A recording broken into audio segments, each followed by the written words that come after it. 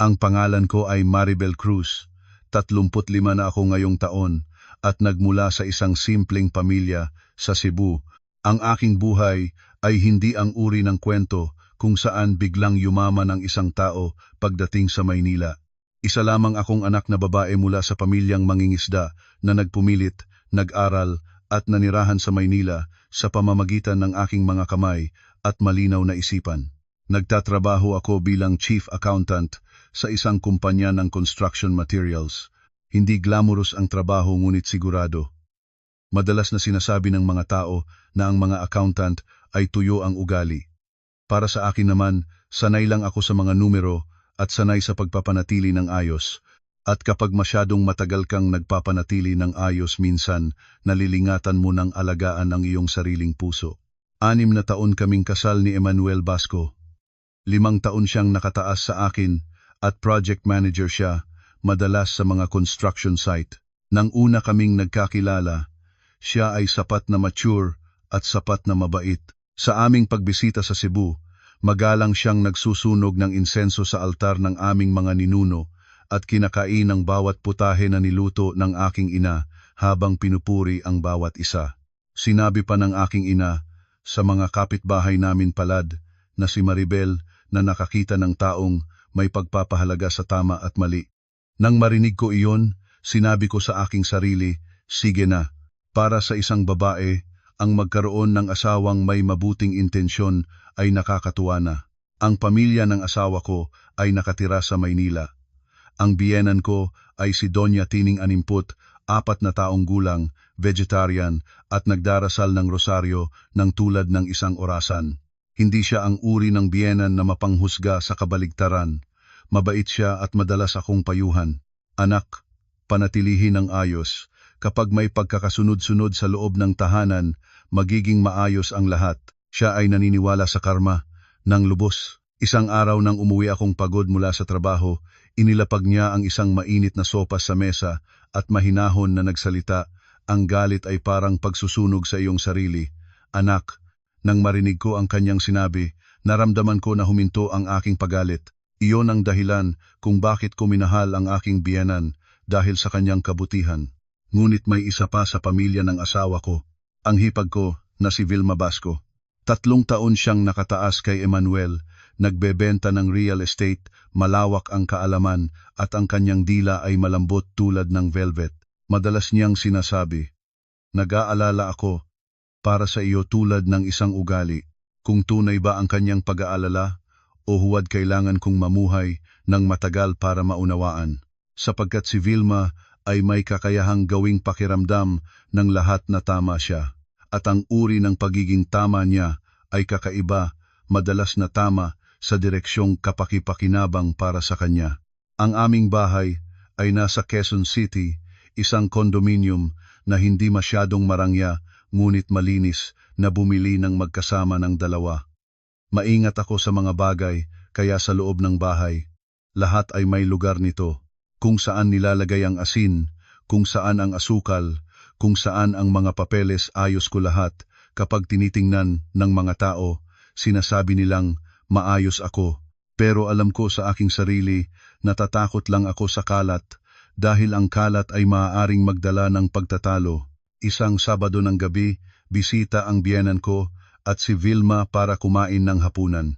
Nagluto ako ng sapat hindi komplikado ngunit may kaayusan. Piniritong isda sa luya, sinigang na baboy, dilis na bigas, at dinuguan para kay Emmanuel, ang paboritong putahe niya, mula nang bachelor pa siya. Habang inaayos ko ang hapag, nagsalita ako, kain ka na lang ng kaunting dinuguan mahal. Mataas ang iyong presyon ngayon. Ngumiti si Emmanuel ng magiliw. Oo, susundin ko ang asawa ko. Si Vilma ay umupo at sumisinag sa plato bago magsalita. Talagang ang kabilugan ng pagluluto ni Manugang na accountant blessed talaga ang tahang ito. Gayon lang niya sinabi ngunit nag-init pa rin ang aking puso. Hindi ko kailangang marinig ang papuri, kailangan ko lamang nakilalanin ng mga tao na nagsisikap ako. Si Doña Tining naman ay kumukuha ng gulay at inihanda ko para sa kanya ang isang hiwalay na plato ng tofu at mushroom at isang mangkok ng vegetable soup. Mabagal kumain ang biyenan ko, Paminsan-minsan ay sinasabi, ang simpleng pagkain na may pagkakaisa ay higit pa sa maraming kayamanan. Ang ganitong pagwiwika niya ay laging nagpapaaaliw sa akin para bang sinasalungatan ang takot sa puso ko. Ngunit ng gabi na iyon kakaiba si Emmanuel. Ngumingiti pa rin siya kumukuha ng pagkain para sa biyenan, sumasagot ng magalang kay Vilma, ngunit ang kanyang mga mata ay parang lumalutang sa ibang lugar. Tinanong ko, pagod ka ba, mahal? O may problema sa construction site? Mabilis na sumagot siya, hindi, kulang lang ng tulog. Bago pa man ako makapagtanong ulit, pumasok si Vilma sa usapan, ang boses ay parang walang intensyon. Ang project ni Emmanuel ay mabilis na umuusad ngayon, kailangan mong mag-intindi bilang asawa niya. Ang mga lalaki ay stressed sa pagkita ng pera. Ang sinabi niyang, ang mga lalaki ay maliwanag ngunit katulad ng isang takip na inilagay sa aking tanong. Nagpapanggap na ngumiti ako, naiintindihan ko. Sa aking puso, hindi ko naintindihan kung bakit bigla akong nasaktan, maliit lamang ngunit hindi komportable. Sa kalagitnaan ng hapunan, tumunog ang telepono ni Emmanuel. Tinitingnan niya ang screen at mabilis na ibinabaligtad ito. Hindi naman ako ang uri ng asawang lagi nagbabantay ng telepono ng asawa, ngunit ang bilis ng pagbabaligtad ay nagbigay sa akin ng atensyon. Nagtatanong ako ng walang ibang intensyon, sino ang tumawag, mahal? Ngumiti siya. Hindi kilalang numero, malamang advertisement. Si Vilma naman ay natawa, hay nako. Sino ba ngayon ang hindi tinatawagan para manghiram ng pera? Kuha ka pa ng niyog. Nanay. Mabilis na binago ni Vilma ang paksa tulad ng tubig na dumadagos. Tinitingnan ko siya at bigla akong napagtanto na hindi lang siya mahusay siya sa paraan ng paglalagay ng kamay sa balikat ng iba para maituro sila sa ibang direksyon.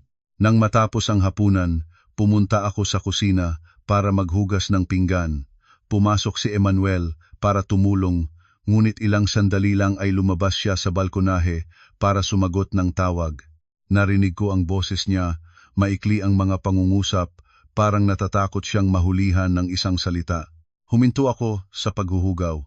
Ilang segundo lang hindi ko sinadyang makinig kundi dahil ang katahimikan ay kusa na humila sa akin palapit. Oo, alam ko na. Huwag kang tumawag sa oras na ito. Iyon lang. Huminto siya at lumingon nang makita niya akong nakatayo. Ngumiti siya. Tapos na ba ang paghuhugaw? Paalusin na kita. Tinitingnan ko siya at direkta ang tanong, may tinatago ka ba sa akin? Nagtigil siya ng isang sandali, pagkatapos ay pinagpag ang aking ulo. Nag-iisip ka ng marami, inaaalala ko lang ang trabaho. Ang sinabi niya ay magaan, ngunit ang kanyang pagtigil ay mabigat, tulad ng isang batong nahulog sa aking dibdib. Nang gabing iyon, matapos makaalis ang biyenan, umupo ako sa sala at narinig ko ang singsing ng mga salita ng Doña Tining sa aking isipan. Sa mag-asawa, kahit hindi matamis ang buhay, kailangang magtiis. Ang babaeng mas magmamalakas sa asawa ay mananalo ng isang salita, ngunit matatalo ng buong kapayapaan ng buhay. Ngumiti akong tumugon. Ngunit nang mawala na ang kanyang silweta, natayo akong nakasubsob sa pinto, at naririnig ko ang mga salitang iyon na umiikot sa aking ulo. Hindi ako gustong manalo ng kahit sino. Gusto ko lang malaman kung tunay o huwad ang tahong aking tinitirhan. Bago umalis si Vilma, bumalik siya at hinila niya ako sa isang sulok nagsalita tulad ng isang matalik na kaibigan. Maribel, kung may plano kang magkaanak, planuhin ito ng maaga. Ang mga babae na tumatanda ay hindi dapat mag-asikaso ng matagal. Natigilan ako dahil ang paksa ng pag-aanak ay isang sugat sa aking puso. 2 taon na ang nakaraan, nagkaroon ako ng miscarriage at mula noon ay hindi pa rin kami nagtatagumpay. Bago pa man ako makasagot, malumanay na pinalo ni Vilma ang aking balikat. Sinabi ko ito dahil nag-aalala ako para sa iyo, huwag kang mag-isip na marami akong sinasabi. Tumango ako ngunit naging puno ang aking dibdib. Nag-aalala ba siya? O nagpapaalala siya para maramdaman ko ang aking pagkukulang at mas madali akong masunod. Nang gabing iyon nakahiga si Emmanuel sa tabi ko, lumingon ako sa bintana. Ang Maynila sa panahon na iyon ay mahangin malabo ang salamin ng bintana dahil sa singaw. Ibinukas ni Emmanuel ang kumot para takpan ako, ang boses niya ay mababa, huwag kang mag-isip ng maraming bagay bukas. Maayos naman ang ating tahanan. Hindi ako sumagot. Naramdaman ko lamang na ang sinabi niyang maayos ang ating tahanan ay parang isang palamig na pag-amo na lalong nagpapagalit sa tao. Sinasabi ng mga matatanda, sa ilog malalim ay may manlulunod, sa puso ng tao ay walang makatutuklas ng katotohanan.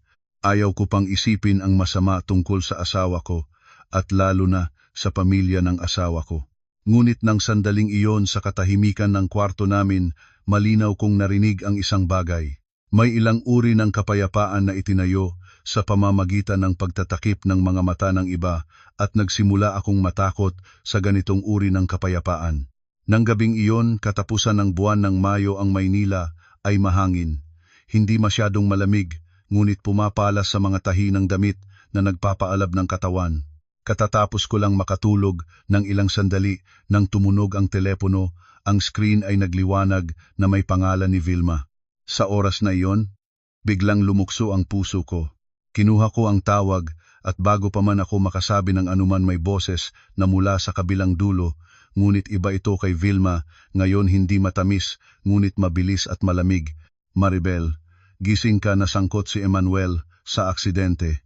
Naungkat ako ng ganap, ang lalamunan ko ay tuyong parang may buhangin. Anong aksidente? Nasaan siya ngayon? Sa ospital. Narito na ako. Puntahan mo agad. Malala. Ang salitang malala, ilang letra lamang, ngunit nyelo ang aking likod. Iniunat ko ang kamay upang sindihan ang ilaw ng headboard at tumingin sa tabi. Walang tao sa kinatatahanan ni Emmanuel, ang unan ay nalungkot pa rin ngunit wala ang katawan. Nagulat ako ng isang sandali, ngayon ko palang napansin, nagsabi siya ng dumadating na tawag kagabi, lumabas siya sa balkonahe, malamang ay pumunta siya kung saan, 3 beses ko siyang tinawagan. Ang ikatlo ay nagpatunog ng matagal na tunog, pagkatapos ay tumitigil. Nilunok ko ng wala, nangangatal ang mga kamay ko, nang husto na maling tinipi ko ang numero. Muling tinawagan si Vilma. Bakit siya naroon? Nag-construction site ba siya? Anong sasakyan? Sino ang nagsabi sa iyo? Mabilis na nagsalita si Vilma. Huwag kang magtanong, ng marami, pumunta ka na, aayusin ko ang mga papeles. Hindi na ako nakapag-aayon, nang maayos nagsalit lang ng sweater, nagtali ng manipis na scarf, nasuot ng flat shoes, at kinuha ang bag at telepono. Pagpunta sa pintuan, naalala ko na nasa mataas na palapag kami, ang elevator ay mabagal gabi. Pinindot ko ang button habang sa isipan ko ay iisang kaisipan lang, paano makakarating ng pinakamabilis. Pagbaba sa lobby, tumawag ako ng taxi. Nang dumating ang sasakyan, sumakay ako, nanlabo ang boses ko. Manong, dalhin ninyo ako sa ospital. Nang mabilis pakiusap. Sinabi ko ang pangalan ng ospital na isinent ni Vilma, nangangatal pa rin ang mga kamay. Ang mga ilaw ng kalsada ng Maynila sa hating gabi ay dilaw na. Dilaw ang sasakyan ay tumalon sa mga maluwag na eskinita, paminsan-minsang may malaking truck na dumadating mula sa kabila. Ang sinag ng ilaw nito ay tumatawid sa salamin tulad ng suntok ng kutsilyo. Tinitingnan ko ang labas, ngunit wala akong nakikita. Sa aking isipan, automatikong nagre-repaso ang imahe ni Emmanuel kagabi, ang paraan ng pagbabaligtad ng telepono, ang paraan ng pagsasabi niyang huwag kang mag-isip ng marami. Pagkatapos ay sinuntok ko ang aking mga iniisip. Ano ang pinapag-isipan ko ngayon? Ang nasa ospital ay ang aking asawa. Pagdating sa ospital, pagbaba ko, ay agad kong naramdaman ang amoy ng antiseptiko. Ang emergency hallway ay maliwanag na maliwanag, ang tunog ng mga yapak ng mga cart ng mga pangalan na tinatawag nagtitipon sa isang malamig at maingay na kapaligiran. Tumakbo ako, nang tulad ng isang nalagasan ng kaluluwa, ang mga mata ay naghahanap. Nakatayo si Vilma sa dulo ng hallway, hindi ito ang tayo ng isang taong kakarating lang, kundi tulad ng nakatayo na roon ng matagal. Nakasuot siya ng madilim na jacket, nakatali ng maayos ang buhok, seryoso ang mukha. Nang makita niya ako, mabilis siyang lumakad at hinawakan ang aking magkabilang kamay. Hinga muna, Maribel, hinga muna. Tinitingnan ko siya at agad ay nagtanong, nasaan si Emmanuel? Pabayaan mong makita ko siya. Ano na siya? Mahigpit na hawak ni Vilma ang aking mga kamay at binabaan ang kanyang boses. Emergency.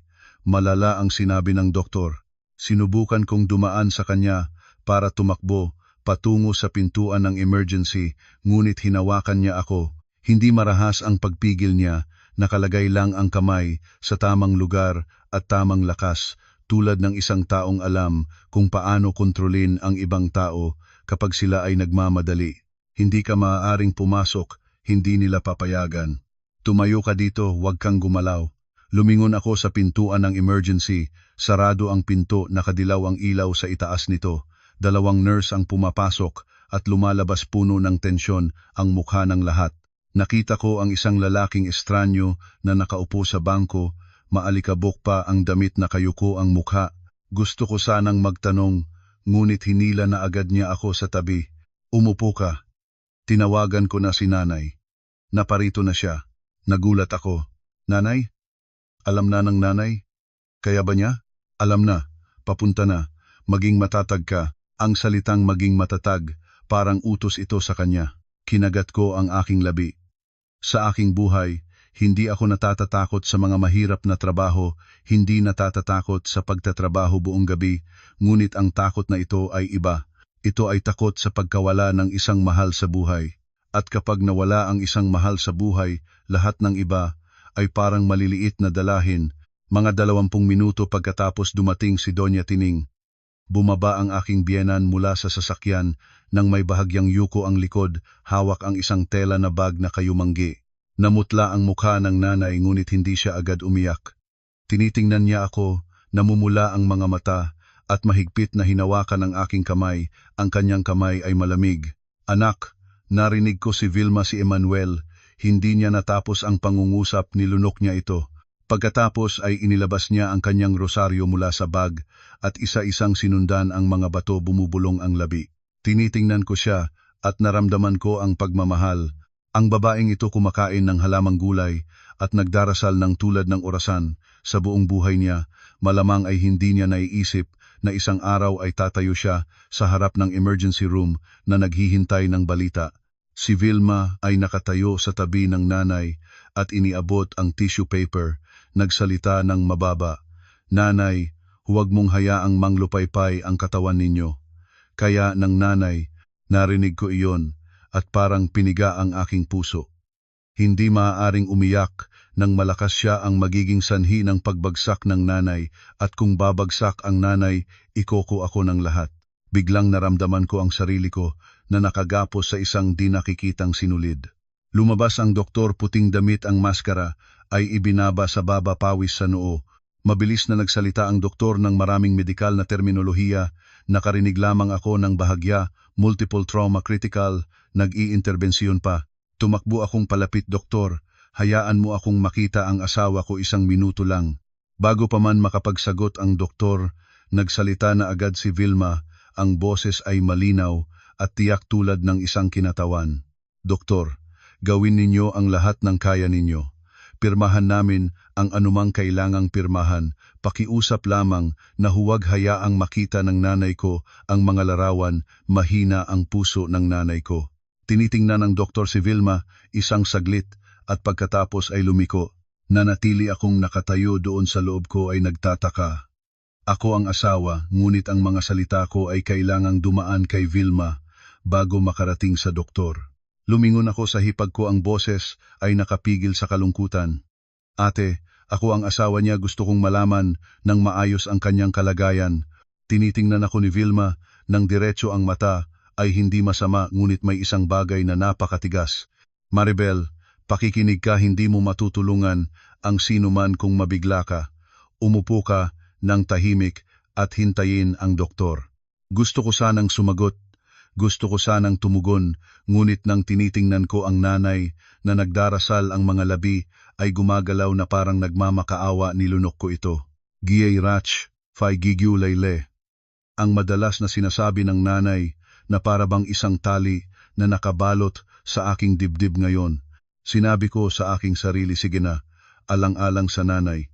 Mabagal na lumipas ang oras. Sa bawat pagbubukas ng pintuan ng emergency, tumitilapon ang aking puso. Si Vilma ay paminsan-minsang tumitindig para sumagot ng tawag, Lumiliko nagsasalita ng mababa. Oo, alam ko. Ako na ang bahala. Ang mga papeles ay nasa akin. Hindi ko naririnig ng malinaw, ngunit ang salitang mga papeles ay nagpadama sa akin ng isang kakaibang pakiramdam na parang may kinuha sa aking mga kamay na hindi ko pa namamalayan. Mga kalahating-hating gabi, bumukas ang pintuan ng emergency. Lumabas ang doktor, seryoso ang mukha. Biglang nagtayo ako, nang hina ang mga paa, malapit na akong matumba. Tumayo rin ang nanay ko, ang rosaryo ay nahulog mula sa kamay at saka muli niyang kinuha. Tinitingnan ng doktor ang tatlo sa amin at nagsalita ng isang pangungusap na tulad ng martilyo na kumakabog sa bato. Kailangang maghanda ang pamilya. Hindi ko na naalala kung paano ako huminga. Naalala ko lamang na agad na inagapan ni Vilma ang balikat ng nanay at ang isa pang kamay ay hinila niya ako nang malapit sa kanya tulad ng pagtitipon-tipon sa amin para marinig ang huling bagay. At sa ganitong pagtitipon, biglang naunawaan ko na mula nang makarating ako sa ospital, lahat ng mahahalagang galaw ay sumusunod sa ritmo ni Vilma. Ako lamang ang sumusunod. Habang ang tamang dapat ay ang pinakamalapit ako sa aking asawa, ang napagtunghayan ko ng maliwanag na iyon mabilis na nilunon ng sariling takot. Dahil ng oras na iyon ay nagmamakaawa lang ako sa langit sa anumang bagay para mabuhay si Emmanuel. Ngunit sa malamig na hallway na iyon, naramdaman ko nang malinaw ang isang bagay. Kapag nagmamadali ang isang tao, kakapit siya sa taong kalmado. At kung ang taong kalmado ay may intensyon, ang nagmamadali ay magiging isang papet lamang. Hindi ko alam kung saan ako dadalhin ng gabing iyon. Alam ko lang na maigting ang aking lalamunan, nangangalit ang aking mata, ngunit hindi ako pwedeng umiyak ng malakas. Dahil natatakot akong mabagsak ang nanay, at kung babagsak ang nanay doon, magmumukhang kasalanan ko.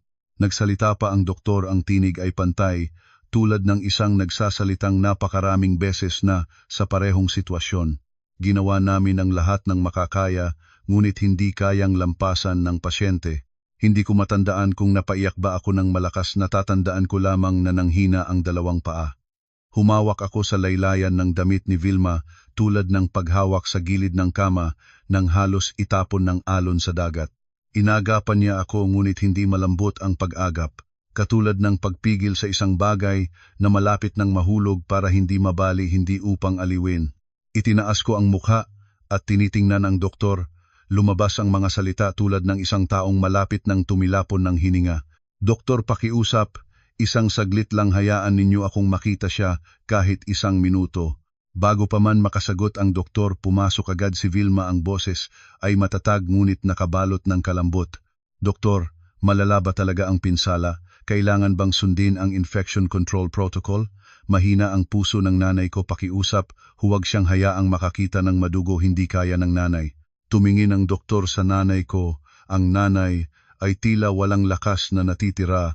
Ang mga mata ay namumula habang nakatingin sa kawalan. Huminga ang doktor.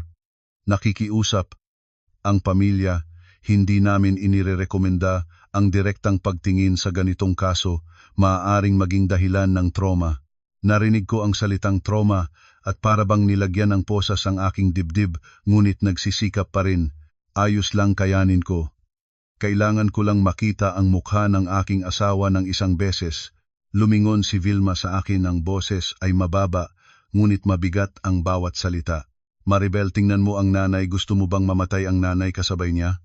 Lumingon ako, ang nanay ay nagdarasal pa rin, nangangaluluwa ang boses, ang luha ay direktang bumabagsak sa rosaryo. Nagsasalita ang nanay ng napakahina, halos sa kanyang sarili lang anak. Kung naalis na ang isang tao, hayaan na ang taong maalis ng maayos. Huwag nang humiling pa ng higit, malikha ka ng kasalanan. Malikha ng kasalanan? Ang mga salitang iyon ay tulad ng takip na ipinukpok sa aking dibdib. Ako ay manugang, ako ang asawa, nakatayo ako sa gitna ng ospital sa harap ng maraming tao. Kung paano ko dapat ireaksyon para hindi matawag na walang pag-alang anak-in-law at para hindi matumba ang nanay? Naramdaman ko na napigilan ako sa isang sulok na walang pintuan. Kinagat ko ang aking labi hanggang sa dumugo. Tumango ako, tulad ng isang tumango ng isang taong nabalina. Agad na lumipat si Vilma sa mode ng trabaho.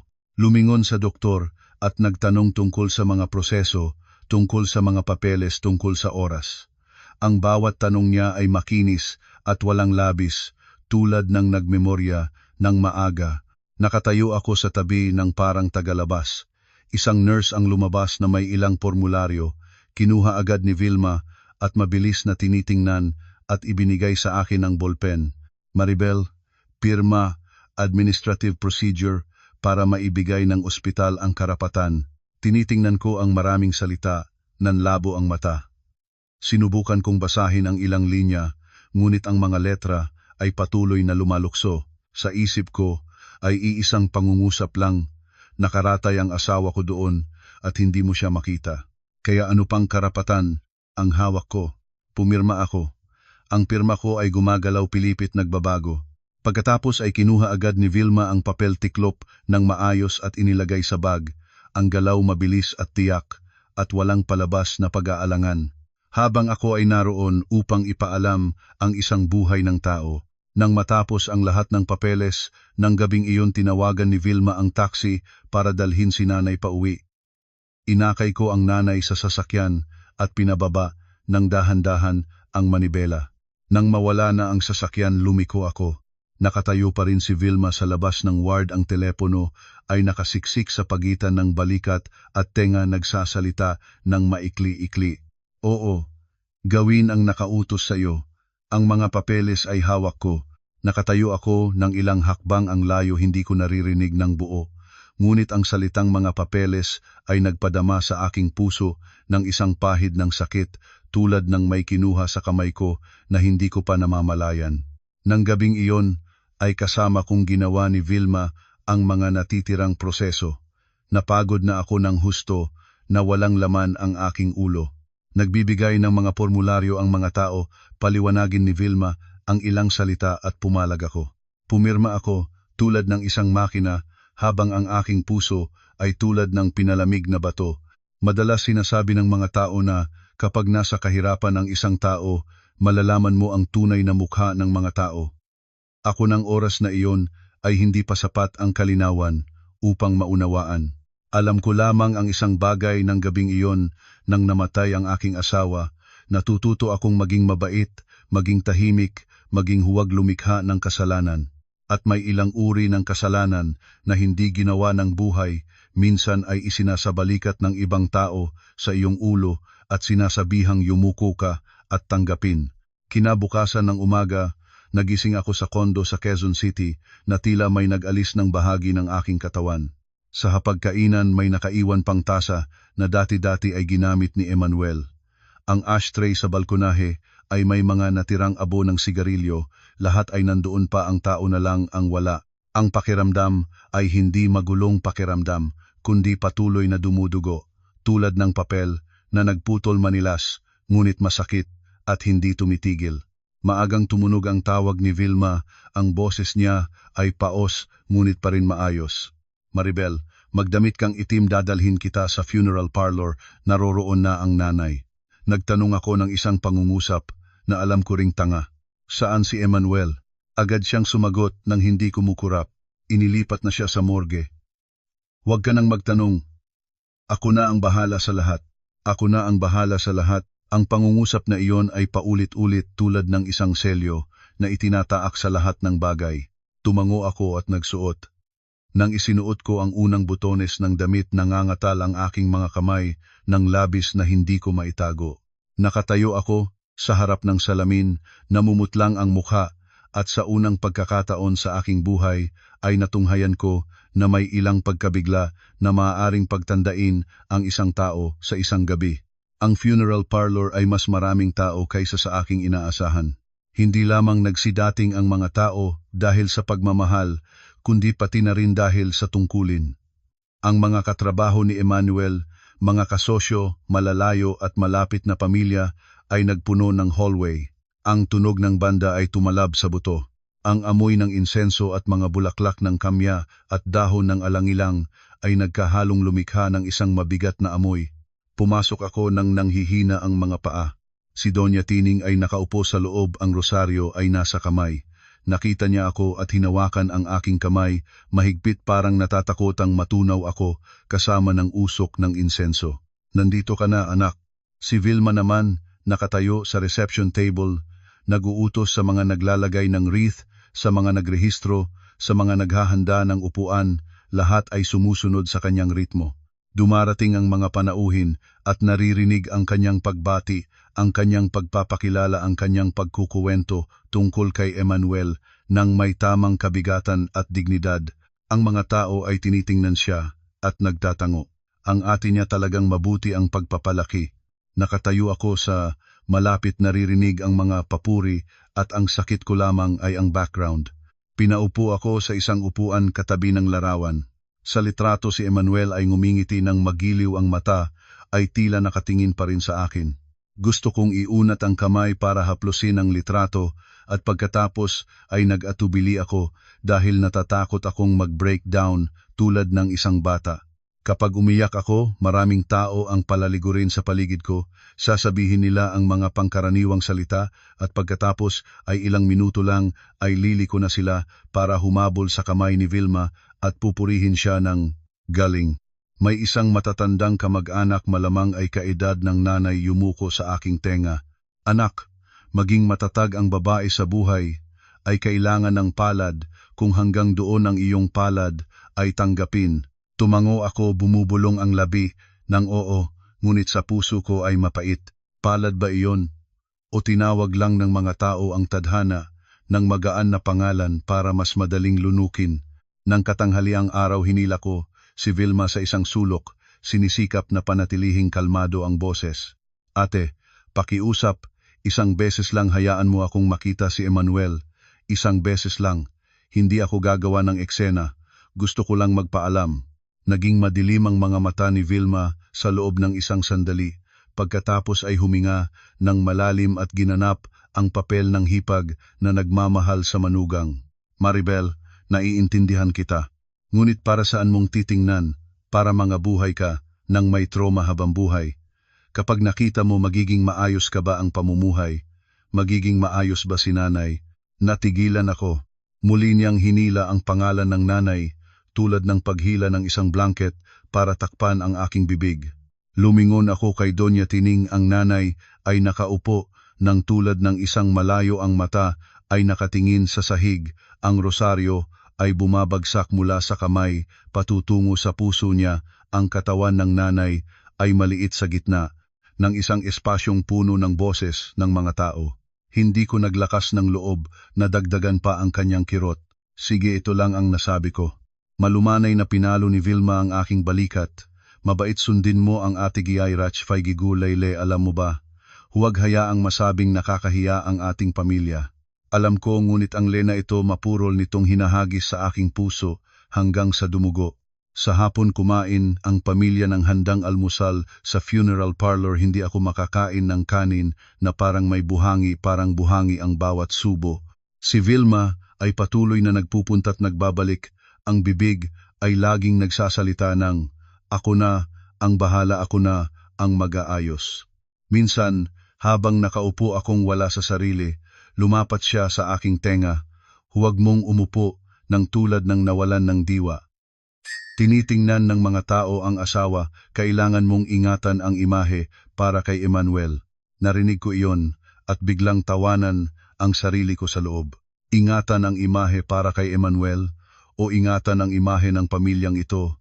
Gusto ko sanang magtanong, ngunit ang aking mga labi ay nagsara ulit. May mga tanong na, kapag lumabas sa tamang sandali, ay gagawin kang masama sa paningin ng lahat. Hindi ako sanay sa pakikipagtalo sa harap ng maraming tao, hindi rin sanay sa pagpapanggap. Nang gabi nang lumayas na ang karamihan ng mga panauhin, tinitingnan ko muli ang litrato. Ang mga mata sa litrato ay mahinahon at malamig. Ang aking puso. Sinabi ko sa aking sarili ang kasabihan ng mga matatanda. Ang buhay ng tao ay tulad ng lilim ng manlilikha na mabilis na lumipas. Ngunit bakit napakabilis ng lilim nang hindi ko pa natapos ang tawag sa pangalan? Habang nakaupo ako roon, may isang middle-aged na lalaki, malamang katrabaho ni Emmanuel sa construction, lumapit at nagsunog ng insenso at pagkatapos ay lumingon sa akin. Ma'am, Magaling si Emmanuel noong nakaraan ay tinawagan pa niya ako para talakayin ang mga materyales, sino ang mag-aakalang ganito na pala. Tumango ako at nagpasalamat, ngunit ang detalyeng noong nakaraan ay tinawagan pa niya ako ay nagpagulat sa akin. Kailan ang noong nakaraan? Nagtatrabaho pa si Emmanuel, tinawagan pa niya ang katrabaho. Bakit ngayon ay hindi ko alam kung saan siya pumunta ng gabi bago ang aksidente? Gusto ko sanang magtanong ng higit, ngunit si Vilma ay nakapasok na sa pagitan gamit ang tamang ngiti. Patawad, si Maribel ay natamaan ng husto. Kung may bagay kang kausapin, ako na ang iyong makausap. Tinitingnan ko si Vilma ang paraan niyang harang sa usapan at naramdaman ko na patuloy akong itinataboy palayo sa lahat ng impormasyon tungkol sa aking asawa. Ako ang asawa, ngunit lahat ay nakikipag-usap sa hipag ko. Ako ang umiiyak, ngunit pinupuri ng mga tao ang hipag ko na mabuting tagaayos. Nang gabing iyon, habang inuuwi ko si nanay, sinasamahan niya sa sasakyan, nagsalita ang nanay ng buong katapatan. Anak, nagtiis ka ng marami, mahal kita ng nanay. Ang mga mata ng nanay ay namumula paos ang tinig. Gusto ko sanang sabihin na ayos lang ako, ngunit naging matigas ang aking lalamunan. Pagdating sa bahay, umupo ako sa sahig ng sala. Ang kondo ay tahimik hanggang maririnig mo ang pagtakbo ng refrigerator. Tinitingnan ko ang paligid. Lahat ay nasa lugar pa rin na aking naayos, ngunit biglang naramdaman ko na parang nanirahan lamang ako sa sarili kong buhay. Hindi ko na umiyak, parang naubos na ang luha. Mayroon lamang isang mabigat na bagay na nanatili sa aking dibdib. Hindi ko ito mapaangalan, pag-aalangan ba, o ang pakiramdam na kinokontrol, o ang kalungkutang hindi ko naalagaan ng wasto bilang asawa. Alam ko lang na mula nang mamatay si Emmanuel, pinaupo ako sa isang upuan. Isang upuan para sa taong masunurin ng labis na hindi ko kailanman gusto. Naupong nakasandal sa sahig ng sala, hanggang malapit ng magliwanag ang likod, ay malamig ang mga kamay, ay manhid ang ulo, ay sumasakit ng parang may kumakabog. Narinig ko ang daan-daang tunog ng sasakyan, pagkatapos ay tumunog muli ang tawag. Si Vilma pa rin. Maribel? Gising ka? Maghanda ka, na naghintay sila para sa mas maaga. Nagulat ako. Paghihintay para sa ano, ate? Kremasyong, huwag nang patagalin, hindi maganda ang panahon ngayon. Naiintindihan mo ba? Mabilis na tumayo ako, biglang kumabog ang puso. Hindi ko matandaan kung kailan ko pinahintulutan ang kremasyong o nagpatango ba ako habang walang laman ang ulo ko. Nagsalita ako ng paos ang boses. Bakit ganoon kabilis? Ate, hindi ba tayo makahintay ng kaunti? Gusto ko. Pinigilan agad niya. Ako ang boses ay mabuti pa rin, ngunit may kandado. Maribel, pakikinig ka, hindi maaaring patagalin ng mahal mo ang patay, ay dapat makapagpahinga. Nagdasal ang nanay ng gabi hanggang sa hating gabi, namumugto ang mga mata niya. Kung patagalin mo, hindi makatiis ang nanay. Si nanay, muli paulit-ulit na binabanggit ang nanay tulad ng isang voodoo charm. Nagtayo akong palaki na katulad ng isang nangangarap. Ang damit na itim noong araw ay nakabitin sa upuan. Isinuot ko ito, ngunit naramdaman ko na mabigat ito tulad ng damit na gawa ng lata. Sa funeral parlor, mas mabigat ang kapaligiran kaysa kahapon. Ang amoy ng patag na nalalantang bulaklak at ang amoy ng puting tela at nangingibaw na espasyo na higit pa sa amoy ng lupa. Dumating ang nanay ko. Nang maaga nakaupo sa isang sulok, ang mga mata ay pula at malabo tulad ng isang taong nagpuyat ng buong gabi. Nang makita niya ako, hinawakan ang aking kamay at ang kamay ay bahagyang nanginginig. Kain ka pa ba, anak? Umiling ako. Tinitingnan siya ng nanay at huminga ng malalim. Sige, magluto mamaya ang nanay ng arroz caldo, huwag ka nang matumba. Dumating si Vilma na may hawak na tumpok ng papel. Bawat taong pinagtatagpuan ay tumango ang bibig, ay nagsasalita ng salamat, pasensya, na pakiusap, tulungan kami mahusay, hanggang sa artipisyal na sukat. Lumapat siya sa aking tenga. Ng mga papeles, ilang lugar na lang ang kailangan mong pirmahan. Tinitingnan ko ang tumpok ng papel, nanlabo ang mga mata. Ano ang pipirmahan ko, ate? Mga proseso.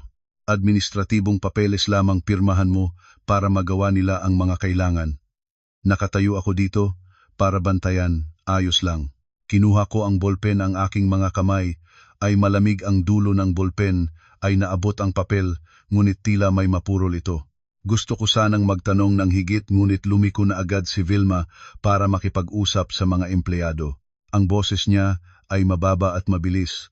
Oo, nais ng pamilya na mabilis ito para may oras pa. Ang salitang mabilis na iyon nahulog sa aking tenga tulad ng metal na nagtatagpo ng isa't isa. Pumirma ako. Natapos ang pirma, kinuha agad ni Vilma, tiklop ng maayos nakalagay sa folder. Ang galaw ay maayos tulad ng isang taong nagtatrabaho sa opisina ng matagal na, habang ako ay nag-aayos ng pagpapaalis ng isang buong buhay ng isang tao. Nang dumating ang oras ng pagpapaalis, itinulak ng mga empleyado ang cart, ang isang puting tela ay nagtatakip ng pantay at walang awa. Ayon sa instinct ay humakbang ako, ang puso ay kumakabog ng malakas. Gusto kong buhatin ang tela, gusto ko sanang makita ang mukha ni Emmanuel, isang saglit lang. Sa palagay ko, sa mundong ito ang mga mag-asawa sa pinakamababa ay may karapatang makita ang isa't isa sa huli upang hindi masugatan ang puso. Iniunat ko ang kamay at nakatayo si Vilma, hindi niya niyakap ako, hindi niya hinila. Ako nakatayo lang siya sa tamang lugar, kaya ang aking kamay ay nahanap ang kawalan.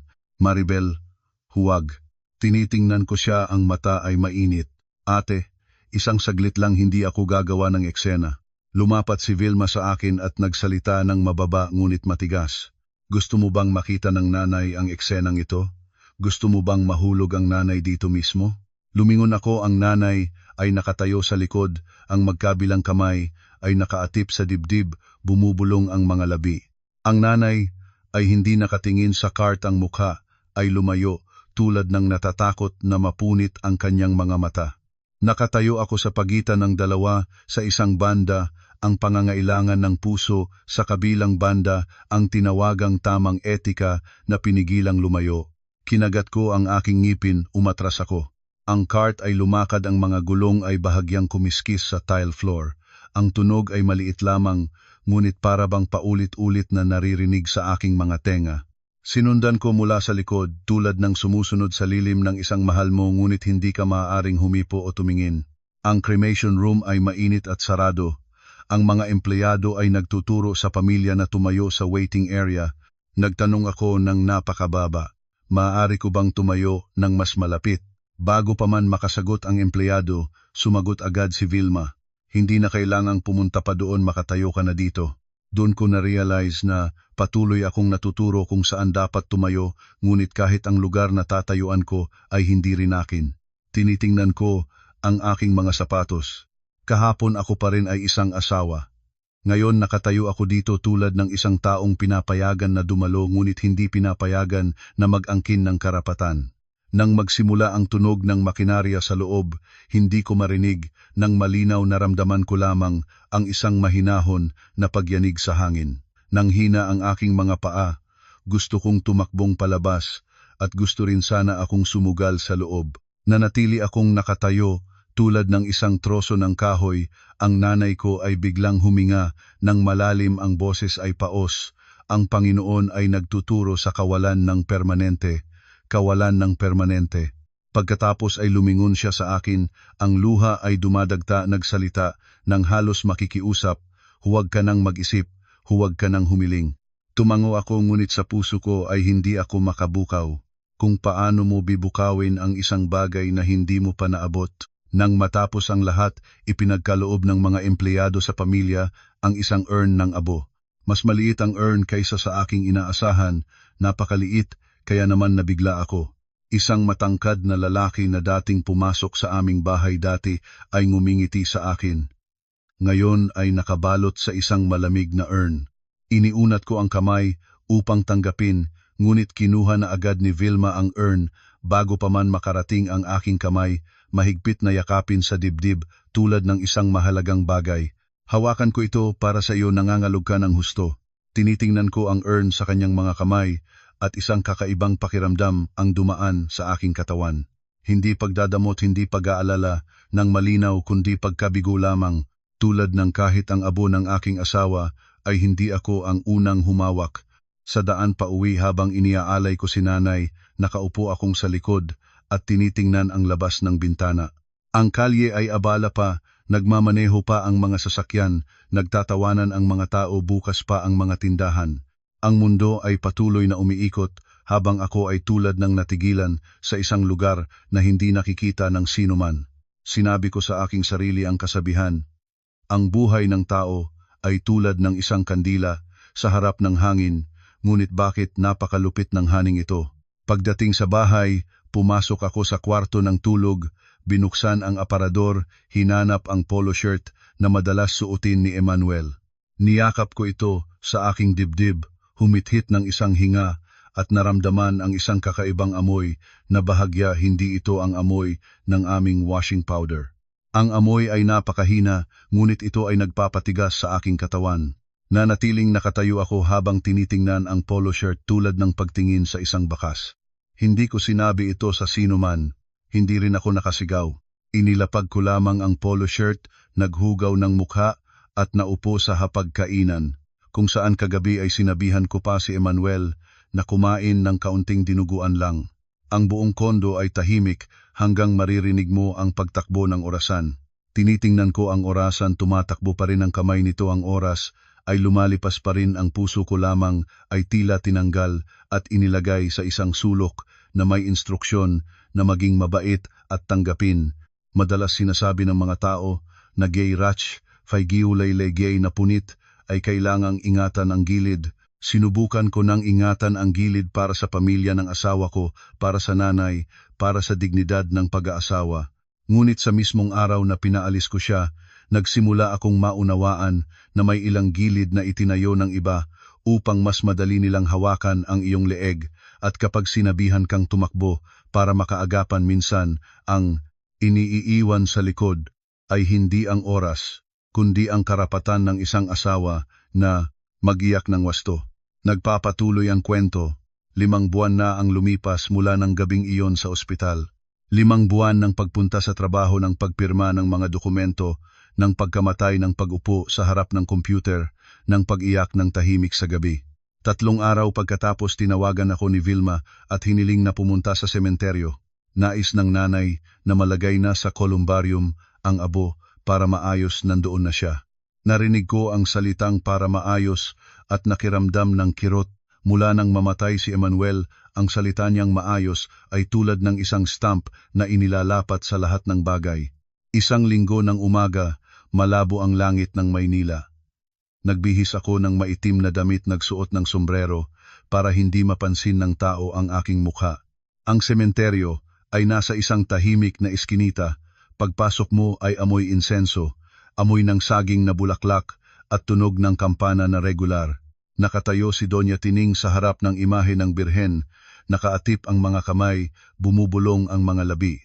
Makikita ng lahat na pumayat ang nanay, namumugto ang mga mata, ngunit sinisikap na panatilihin ang antas ng katahimikan ng isang taong dalisay sa loob.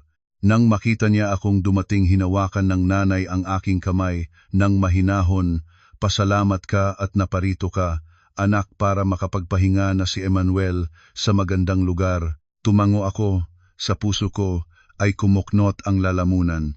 Wala pa akong pagkakataong makapagpahinga mula sa sakit at kailangan ko nang mag-alala ng lugar ng pahinga para sa kanya. Si Vilma ay nangunguna, nakikipag-usap sa isang madre at sa tagapamahala ng columbarium area. Nakinig ako ng kaunti. Bumalik si Vilma at tumingin sa akin at sa nanay. Sapat lang ang seryosidad ng boses. "Ang lugar na ito ay napakaganda, maliwanag at mahangin. Maglagay dito ay may swerte. Ang halaga ay 75,000 piso. Akala ko ay hindi ko narinig ng tama. Pumaling paligid ang aking mga mata. Nagtanong si Vilma ng may ilan na dahilan. "Huwag magulat dito sa Maynila ngayon. Ang lahat ay ganito. 1 beses lang natin ito gagawin para kay Emmanuel. Siguradong hindi ka magsisisi." Lumingon ako sa nanay. Ang nanay ay huminga. Nang malalim ang boses ay mahinahon ngunit tiyak. "Anak, hindi ko itatapon ang pera para dito. Ang pera ay mawiwala rin. Ang kabutihan ay siyang tutulad sa iyo. Kung araw na iyon na karaniwan ay maririnig ko ito bilang isang magandang bagay. Ngunit ng araw na iyon ang pangungusap na iyon ay tulad ng martilyo na kumakabog sa aking pinakamahina. Kakaalis ko pa lang sa asawa ko, tinatawag pa akong biyuda. Gusto ko pa ring maging isang mabuting anak-in-law. Paano ko ito tatanggihan? Kapag tatanggihan ko, sasabihin ng mga tao na maramot ako. Kapag tatanggihan ko ay mabibigo ang nanay, at kapag nabigo ang nanay ay may sandaang paraan si Vilma para ikuwento ang istoryang hindi akong nagmamahal sa asawa. Nilunok ko ng tuyot. Marami, kasi hindi ko pa makaayos agad. Mahinahon nang umiti si Vilma, inilapay ang kamay sa aking kamay, ang tinig ay tulad ng pag-amo. Naiintindihan ko, pero isip mo na si Emmanuel ay nagmahal sa iyo noong buhay pa siya, nagtatrabaho para sa iyo. Ngayon ay ayusin mo na lang niya ang mabuting lugar at mabibiyayaan ka ng kapayapaan sa susunod. Sasabihin ko sa kanila na 2 bayad na maaari. Tinitingnan ko si Vilma, ang bibig niya ay nagsasalita para sa akin, ngunit ang kamay niya ay namamahala sa ritmo. Nagsasalita siya ng 2 bayad na nangangahulugan na kailangang bayaran pa rin ang buo. Hindi ko alam dapat ba akong magalit o dapat ba akong matawa, dahil ng oras na iyon kahit ang paghinga ko ay parang kailangang humingi ng pahintulot. Pinisil ng nanay ang aking kamay, nang mahigpit ang mata ay namumula. Maribel, anak ng nanay, pakiusap ng nanay, huwag hayaang sabihin ng mga tao na maramdamin ang aming pamilya. Si Emmanuel ay nawala na. Narinig ko ang pakiusap ng nanay at kumapit ang aking puso. Ang nanay ay hindi nagkakamali, ang nanay ay nagmamahal lamang sa anak, nagmamahal sa pamilya. Ngunit ang mismong pagmamahal na iyon ang nagtatanggal sa akin ng lahat ng opsyon. Tumango ako. Isang pagtango na pagbaliktingin ko para akong pumirma sa isang utang. Hindi lang utang ng pera, kundi utang ng katahimikan. Inagapan ako ni Vilma sa keso, ang empleyado ay nag-abot ng isang tumpok ng papel. Tinuturo niya ang bawat lugar kung saan kailangan ng pirma. Dito pa ito na din. Tinitingnan ko ang maraming salita, nanlabo ang mata. Nakita ko lamang ang mahahabang linya tungkol sa bayad ng kolumbarium, bayad ng pagpapanatili, bayad ng kontribusyon. Lahat ay maririnig na makatwiran. Gusto ko sanang basahin ng mabuti, ngunit nagsalita si Vilma, nang mababa, pirma ka, nang mabilis isasara nila ang kanilang opisina, mamaya pagkatanghali. Pumirma ako. Ang pirma ko, sa pagkakataong ito, ay hindi na gaanong nanginginig kaysa sa ospital, dahil napagod na akong nang lubos na wala na akong lakas para manginig. Agad na inilipat ang aking bayad, nagpakita ang numero sa screen, 75,000, isang malamig na hanay ng mga numero. Pinindot ko ang kumpirmasyon, ang aking kamay ay tila nagpindot ng isang pindutan na nagsasara ng pinto ng aking sariling buhay. Natapos na nagsalita si Vilma sa tagapamahala ng sandali. Hindi ko marinig ng malinaw, nakita ko lang na patuloy siyang tumatango at ngumingiti ng formal, at pagkatapos ay lumingon sa akin at nagsalita. Ayos na, hawakan ko ang mga papeles para sa iyo, madaling mawala kapag dala mo. Nagtigil ako. Maari mo ba akong bigyan ng kahit isang kopya, kahit ang resibo? Tinitingnan ako ni Vilma, ang mata ay may panandali ang hindi magandang pakiramdam, at pagkatapos ay mabilis na naging malambot ulit. Bakit mo pa gagawing mas mabigat ang iyong sarili?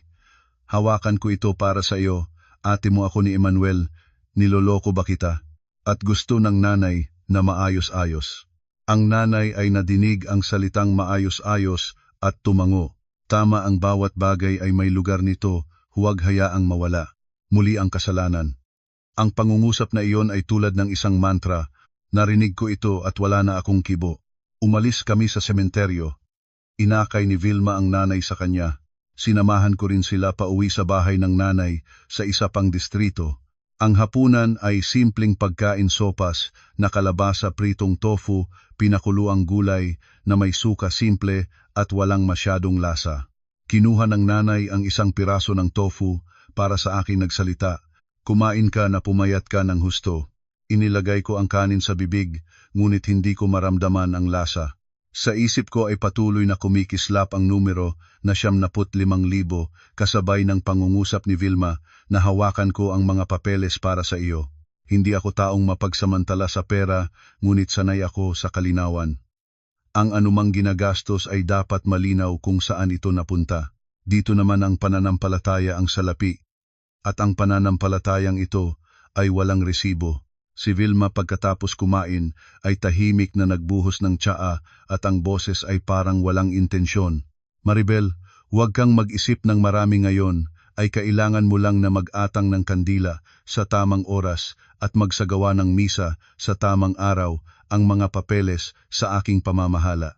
Itinaas ko ang tingin at tinitingnan siya. Ang ngiti niya ay ganoon pa rin sapat na mapagkaibigan at sapat na nagmamalasakit, ngunit tila isang tela na initatakip sa aking bibig. Tumugon ako ng napakahina. Oo, pakikinig sa inyo. Sa labas ng beranda ang hangin ay tumatawid sa isang hanging bulaklak, ang nanay ay umupo at nagdarasal muli. Si Vilma ay yumuyuko sa kanyang telepono at nagpapadala ng mensahe. Tinitingnan ko ang dalawang babaeng ito, ang isa ay mabait, ng labis na nagtitiwala sa pagpapanatili ng relihiyon, ang isa ay mahusay, ng lubos na ginagamit ang relihiyon bilang lubid. At ako, sa gitna ng dalawa, naramdaman ko ang sarili ko tulad ng isang maliit na kandila na natatakpan ng salamin at nag-aalab ng mababa, nag-aalab ngunit hindi nakikita ng sinuman. Madalas sinasabi ng mga tao na mahalin mo ang iyong kapwa tulad ng pagmamahal mo sa iyong sarili, ngunit ng araw na iyon ay naunawaan ko ang isa pang bahagi. Minsan ay pinapaahon ka ng mga tao na magmahal sa paraan ng kanilang pagpili para hindi mo namamalayan na hindi ka nakatanong, hindi ka nakapanatili, hindi ka nakatingin sa iyong sarili. Kumain ako ng buong hapunan at humingi ng pahintulot na umuwi. Sa daan pabalik sa Quezon City, hindi ako umiyak, naramdaman ko lamang ang kawalan ng laman sa puso. Kawalan ng laman hanggang sa naririnig ko ang mga tunog ng kalye ng malayo tulad ng mula sa ibang buhay. At sa unang pagkakataon sa kawalan ng laman na iyon, nagkatakot ako. Natatakot na isang araw, kahit ang sakit ko ay maingatan ng iba tulad ng mga papeles na hawak ni Vilma. Pagkatapos ng pagtitipon sa sementeryo, akala ko ay mabibigyan ako ng kapayapaan tulad ng sinabi ni Vilma, ngunit wala itong naramdaman. Na magaan naramdaman ko lamang na ang aking buhay ay walang laman tulad ng isang bahay na hinugasan. Sinasabi ng mga tao na ang panahon ng libing ay kapag pinakamahinang oras ng mga buhay. Tama, mahinang hindi dahil sa hindi ka makapagtatrabaho, kundi dahil hindi na siya makapaniwala sa kahit anong bagay. Nagtatrabaho pa rin ako. Pag-upo sa trabaho sa umaga, nagbubukas ng mga file, nagpipirma ng mga resibo, nagpupulong. Ang mga numero ay tumatakbo pa rin, ang ulat ay kailangang isumite sa tamang oras. May mga katrabaho na tinitingnan ako ng may pagmamahal at nagsasabi ng mababa, Maribel, lakad. Tumitango lang ako, ngumingiti ng kaya ko, ngunit ngumingiti ka at pagkatapos ay naramdaman mong nagmumukha kang nangungutang ng mukha ng ibang tao. Pag-uwi, sinisindihan ko ang kandila sa altar, pinalilitan ang tubig, nagsusunog ng insenso. Ginagawa ko ito tulad ng isang gawi at tulad ng isang paraan para manatili sa tahang ito ang tunog ng tao. Ang kondo ay malawak sa gabi, ay mas malawak pa, ang aircon ay tumatakbo ng mahinahon, ngunit parang tunog ng paghinga ng isang nawalan. Kumakain ako ng mag-isa, minsan ay isang mangkok lang ng lugaw, minsan ay isang pack na instant. Pagkain para makaagapan, hindi nakakaramdam ng lasa. Ang nanay ko, si Doña Tining, ay paminsan-minsang dumadating. Ang nanay ay nagdadala ng kaunting pagkain, na gulay, kaunting prutas, minsan ay isang garapon ng tutong asukal na ginawa ng nanay. Lagi siyang nagsasabi, anak, mag-ingat ka sa kalusugan. Minamahal ko ang nanay tunay, ang nanay tunay, ang pagmamahal ng nanay. At dahil sa katotohanan iyon, mas natatakot akong gumawa ng bagay na makakasakit sa nanay. Si Vilma naman parang isang orasan. Tawag tuwing ilang araw, palaging nagsisimula sa parehong simula. Maribel, kumusta ka na? Huwag mag-isip ng marami. At pagkatapos ng ilang pangungusap, darating na ang paalala. Tandaan ang kandila, tuwing kapistahan tandaan ang misa, tuwing 11, tandaan na pumunta sa simbahan para sa misa, para sa kaluluwa. Nagwiwika siya tulad ng nag-aalala, ngunit ang boses na iyon ay may isang kapangyarihan, tulad ng kapag nalimutan mo ang isang kandila, magiging mabuting asawa ka. Isang araw ay tinawagan niya ako ng katangi-tangi. Maribel, ang savings passbook ni na Emmanuel, nakaingat mo ba? Nagulat ako. Ano ang kaugnayan ng savings passbook sa lahat ng ito, ate? Mahinahon siyang tumawa. Nagtatanong lang para pagdating ng panahon, alam mo kung saan mo ito hahanap. Isang saglit na katahimikan, isang saglit lamang ngunit sapat para sa isang taong nagtatala ng numero para malaman na nanghipo na siya ng tamang punto. Pagkatapos ay mabilis niyang binago ang paksa, pinaalala akong kumain, pinaalala akong matulog ng maaga. Ang isang saglit ay nagpapaalam ng mababa. Naramdaman ko ang kalamig sa aking likod. Sumunod ang 3 buwan. Nagsimula siyang magtanong ng mga kakaibang bagay. Maribel, ang kondo sa Quezon City, nakapangalan ba ito sa dalawa ninyo? Nakalagay ang mga papeles? Nagsimula na akong mag-ingat, ngunit nagsalita pa rin ng paikot. Opo, nakaayos ng sarili ko.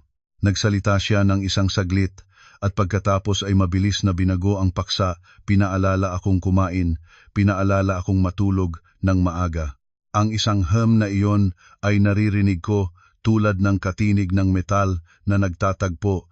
Isang araw sa oras ng tanghalian, nakaupo akong kumakain ng pagkaing dala mula sa labas sa opisina. Ang kasama kong babae ay nakuha ang silya sa katabi at nagsalita ng mababa. Maribel, hindi ko gusto na magdagdag ng bagay, ngunit nagbasa ka na ba ng insurance policy ni Emmanuel? Nagulat ako, ang chopstick ay huminto sa kamay ko. Insurance, hindi ko masyadong alam. Malamang hawak ni Vilma lahat ng iyon. Ang katrabaho ay tinitingnan ako nang may huminga ng malalim. Nagsasabi lang ako, ang babae ay mayroon ding karapatan sa ganitong bagay. Hindi ito tungkol sa pagkamapagsakripisyo, tungkol ito sa karapatan. Narinig ko ang salitang karapatan at nakiramdam ng kirot sa puso. Mula nang mamatay si Emmanuel, namumuhay ako gamit ang salitang dapat. Dapat maging mabait, dapat magtiis, dapat ingatan ang ayos. Ngunit ang salitang karapatan ko parang nalagay sa kahon kasama ng mga papeles. Nang gabing iyon ay umulan. Ang ulan ng Maynila ay hindi malakas, tulad ng Cebu, mahinahon at malamig. Nakatayo ako sa balkonahe habang tinitingnan ang kalsada. Sa ibaba ang tubig ay nagtitipon sa mga paddle, nagpapakita ng mga ilaw ng mga sasakyan. Biglang may tunog ng motorsiklo na nagpaputok sa ilalim ng parking, kapit-kapit ang tunog ng exhaust. Mabilis akong lumingon, kumabog ang puso. Sa loob ng isang segundo akala ko si Emmanuel ay nakabalik, akala kong magbubukas ang pintuan, ngumingiti, magsasabing andito na siya. Ngunit walang tunog ang pintuan, ang ulan lamang at ang malayo-malayong tunog ng elevator. Natawa akong sa sarili, natawa, ngunit dumadagta ang luha. Itinaas ko ang kamay at pinunasan ng mabilis, natatakot na kapag umiyak ng malakas ay mabubuwal ang tahanan. Sa sandaling iyon, naunawaan ko na hindi ko maaaring ituloy ang pamumuhay ng tulad ng itinuon ng iba para sa akin. Kung magpapatuloy ito, matutuyo akong tulad ng dating usok. Nagsimula akong gumawa ng isang maliit na bagay, ngunit ito ay nagligtas sa akin kalaunan. Kinuha ko ang isang manipis na notebook at nagsimulang isulat ang bawat tawag ni Vilma. Hindi dahil sa emosyon, kundi isinusulat ko ang petsa at oras, ang pangunahing pangungusap, ang pangunahing nilalaman. Kailan siya nagpaalala ng misa, kailan nagtanong ng mga papeles, kailan sinabi na huwag mag-isip ng marami, lahat ay isinusulat ko. Nang matapos, isinilid ko ang notebook sa pinakamalalim na drawer ng aparador sa lugar na hindi madalas hawakan ng tao. Binago ko rin ang paraan ng pagsagot sa telepono. Dati ay madalas akong magtanong o magpaliwanag, ngayon ay nagsasabi na lang ako, opo, alam ko na. Sinasanay ko ang sarili na magmukhang mas mahina kaysa dati, mas malungkot kaysa dati, tulad ng eksaktong biyudang gusto niyang makita. Hindi ako nagpapanggap ng labis, bawas lang ang katotohanan. Isang beses na tinawagan ako ni Vilma na nagtanong, Maribel, pumunta ka na ba sa simbahan para sa misa?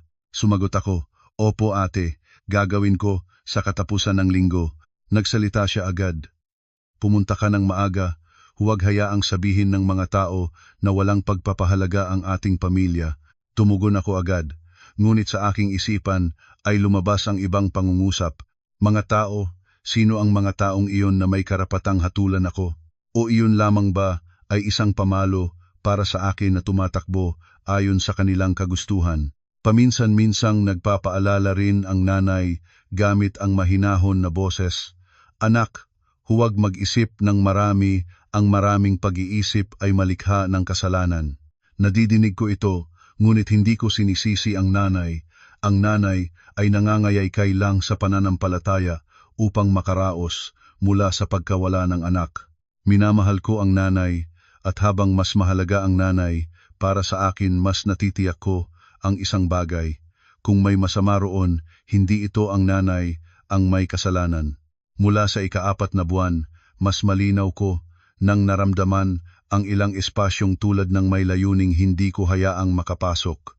Sa tuwing magtatanong ako tungkol sa mga papeles, lagi niyang sasabihin, hawakan ko na yan. Sa tuwing sabihin ko na gusto kong personal na pumunta para sa isang bagay na may kaugnayan kay Emmanuel, lagi niyang sasabihin, hayaan mong gawin ko ito. Maging sinabi pa niya isang beses ng isang nakakabagabag na pangungusap, kapag pinaghirapan mo ng mag-isip, ang kaluluwa ni Emmanuel ay hindi mapayapa. Ang mga tao ay sinasabi noon na may tapat na nag-aalala at may tapat na nagtatago. Sa lahat ng ito, mas malinaw ko nang nakikita na kapag nilalapitan ko ang salitang mga papeles, ang boses ni Vilma ay biglang nagbabago. Sa bawat beses na nagbago ang kanyang boses, lalong nagigising ang aking puso ng kaunti. 6 na buwan ang dumaan ng ganoon namumuhay, mula sa gawi humihinga mula sa pananabik, at natututo ng manahimik mula sa instincts ng sarili kong pagtatanggol. Hindi ako nagsasalita sa sinuman kahit sa nanay. Nagsasabi lamang ako ng pangungusap na ito sa aking puso tulad ng isang maliit na baga. Ang maging mabait ay hindi nangangahulugang maging bulag. Hindi ko ito sinasabi ng malakas, sa sinuman isinasaad ko lamang ito sa puso bilang isang maliit na baga. Ang maliit na baga, kapag nakatagpo ng hangin, may araw na magiging apoy. Simula ng Setyembre ng taong iyon, bahagya ng malamig ang Maynila, ngunit mainit pa rin ang hapon. Maagang nakauwi ako mula sa trabaho, dumaan sa isang grocery store para bumili ng mga gamit para sa okasyon ng 6 na buwang misa ni Emmanuel ayon sa bilin ni Vilma. Sa aking isipan ng oras na iyon wala nang mataas na pangungusap, isang simpleng listahan lamang, kandila, bulaklak, prutas, biskwit at ilang putahe na lagi sinasabi ng nanay na kailangang ihandog. Ang grocery store ay maliwanag na maliwanag, ang mahinahon na musika ay dumaloy ng dahan-dahan. Ang mga tao ay nagtutulak ng cart, pumipili ng mga bagay, nagtatawanan, mapayapang pakiramdam, hanggang sa naramdaman ko ang sarili ko na napalayo. Naglalakad ako sa harap ng tindahan ng gulay, mga kamay ay hawak ang isang pakete ng kandila at biglang may amoy na may halid na pamilyar, amoy ng bagoong. Nagtigil ako. Si Emmanuel, dati ay mahilig sa bagoong, ngunit bago mataas ang presyon ng dugo, pinagbawalan ko siya habang ngumingiti pa rin siya. Mahal ko, kahit malakas ang iyong bawal sa akin, susundin ko kita. Ang pangungusap na iyon ay biglang lumabas sa aking ulo, malinaw, tulad ng may sumasalita mula sa likod. Lumingon ako sa tindahan ng sausawan. Sa gitna ng magkakatayong mga bote at mga garapon, may isang lalaking nakasuot ng faded na t-shirt, madilim ang pantalon, nagsusuot ng lumang tsinelas, hawak ang isang bote ng bagoong na itinaas sa ilalim ng ilaw para basahin. Ang dago ay bahagya na nakayuko ang gawin ng pagkulot ng mata kapag nagbabasa ng maliliit na letra. Katulad ni Emmanuel, katulad hanggang sa nadama kong may humila ng malakas sa aking puso. Natigilan ako ng ilang segundo, ang puso ko ay hindi nakapag-isip ng maayos, isang alon lang ng instinct ang tumulak, ang asawa ko iyon. Iniwan ko ang aking cart at humakbang palapit. Ang bawat hakbang ay tulad ng paglakad sa bulak, ngunit ang mga paa ay mabigat tulad ng bato. Iniunat ko ang kamay at hinawakan ang pulso ng lalaki. Ang aking kamay ay malamig, ngunit ang lakas ng pagkakahawak ay kakaibang matibay. Emmanuel, Biglang lumingon ang lalaki, ang kanyang mata ay nakatagpo ng aking mata. Sa sandaling iyon may isang kidlat ng gulat na tumawid ng napakabilis tulad ng kuryente. At pagkatapos, agad niyang hinila ang kanyang mukha at pinilit na mukha ng kaguluhan. Bahagyan niyang binalik ang kamay, ang boses ay nagsisikap na maging may accent.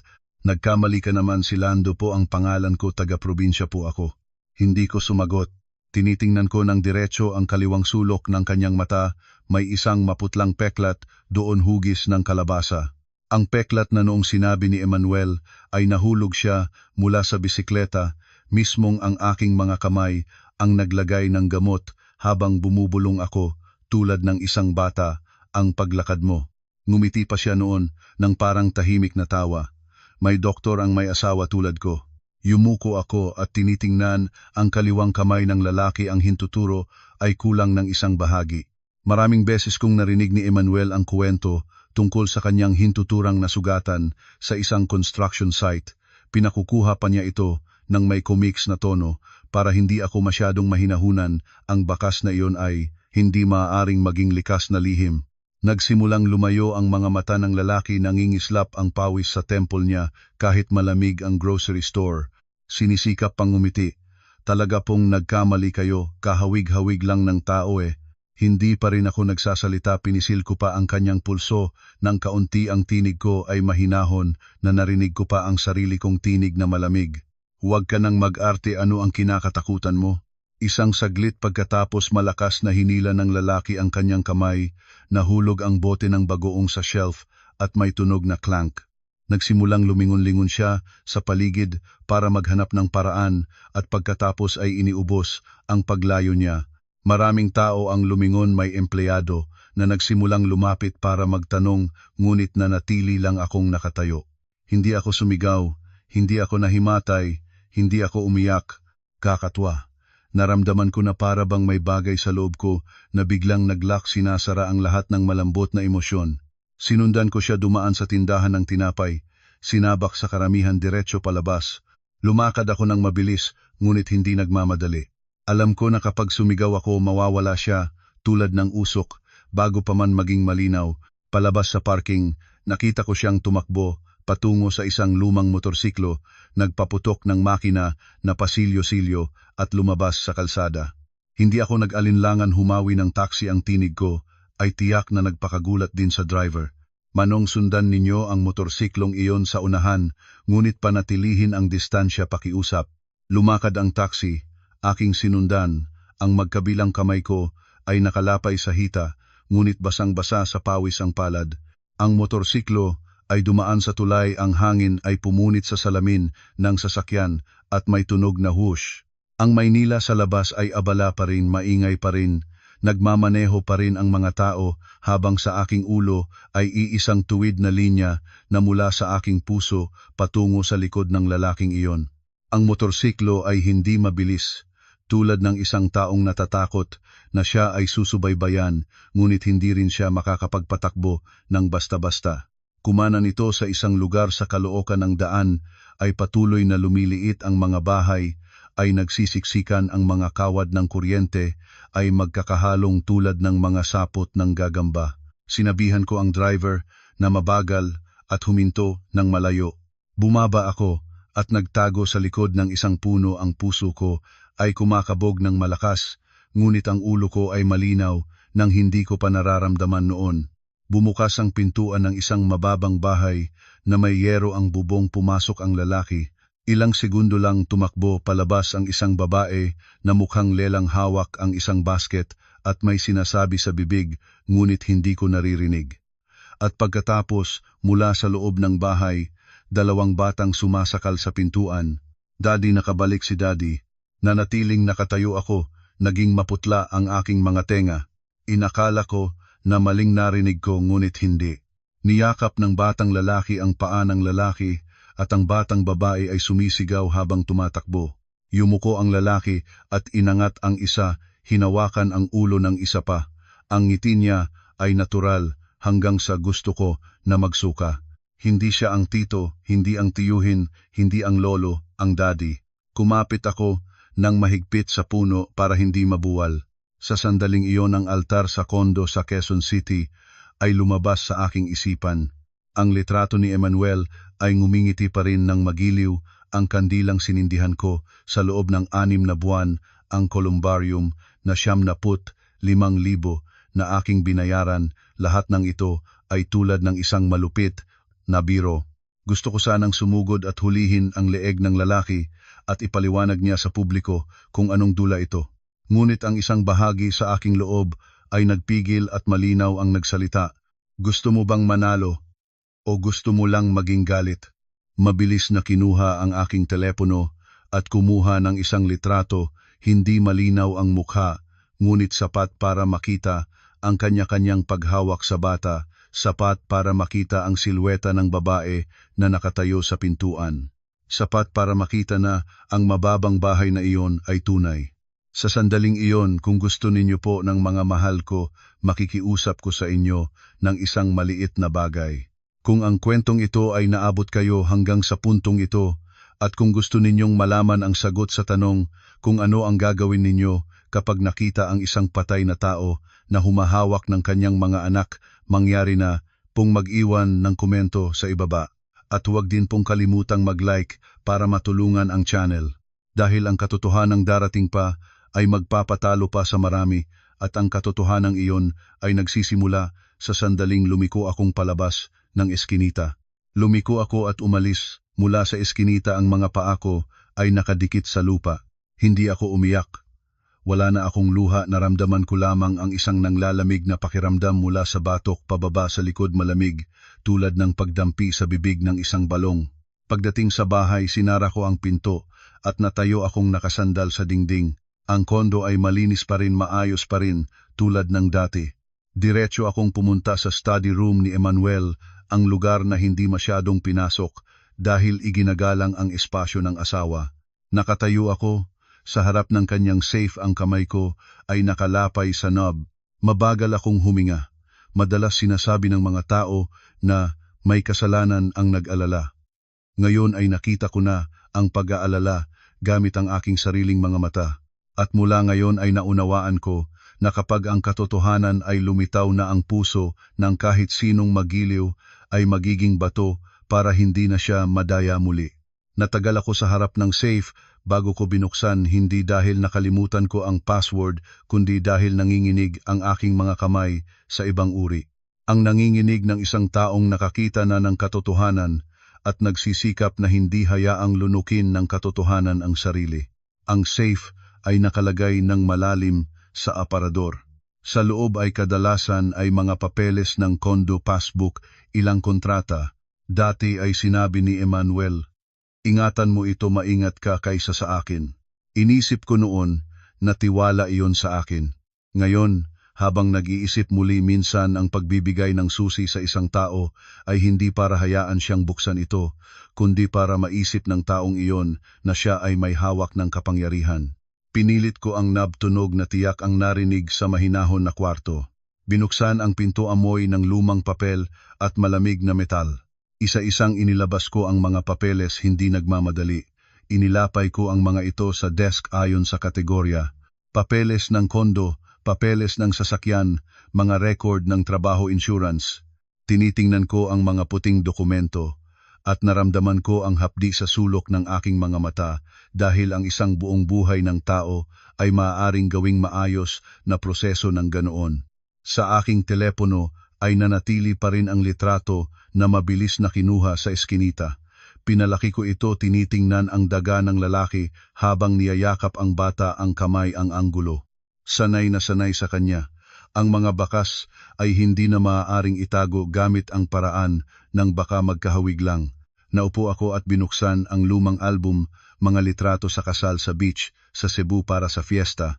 Pinili ko ang ilang larawan na malapit ang mukha ni Emmanuel at itinapat sa litrato. Mula sa eskinita, tinitingnan ang kaliwang sulok ng mata, ang peklat. Ang lahat ay tumugma, walang paraan ng pagtatakip sa pamamagitan ng baka, nagkahawig lang sila. Naupo ako sa upuan, ng likod ay nakatuntong sa sandalan, ngunit naramdaman ko na nakasandal ako sa isang yelo.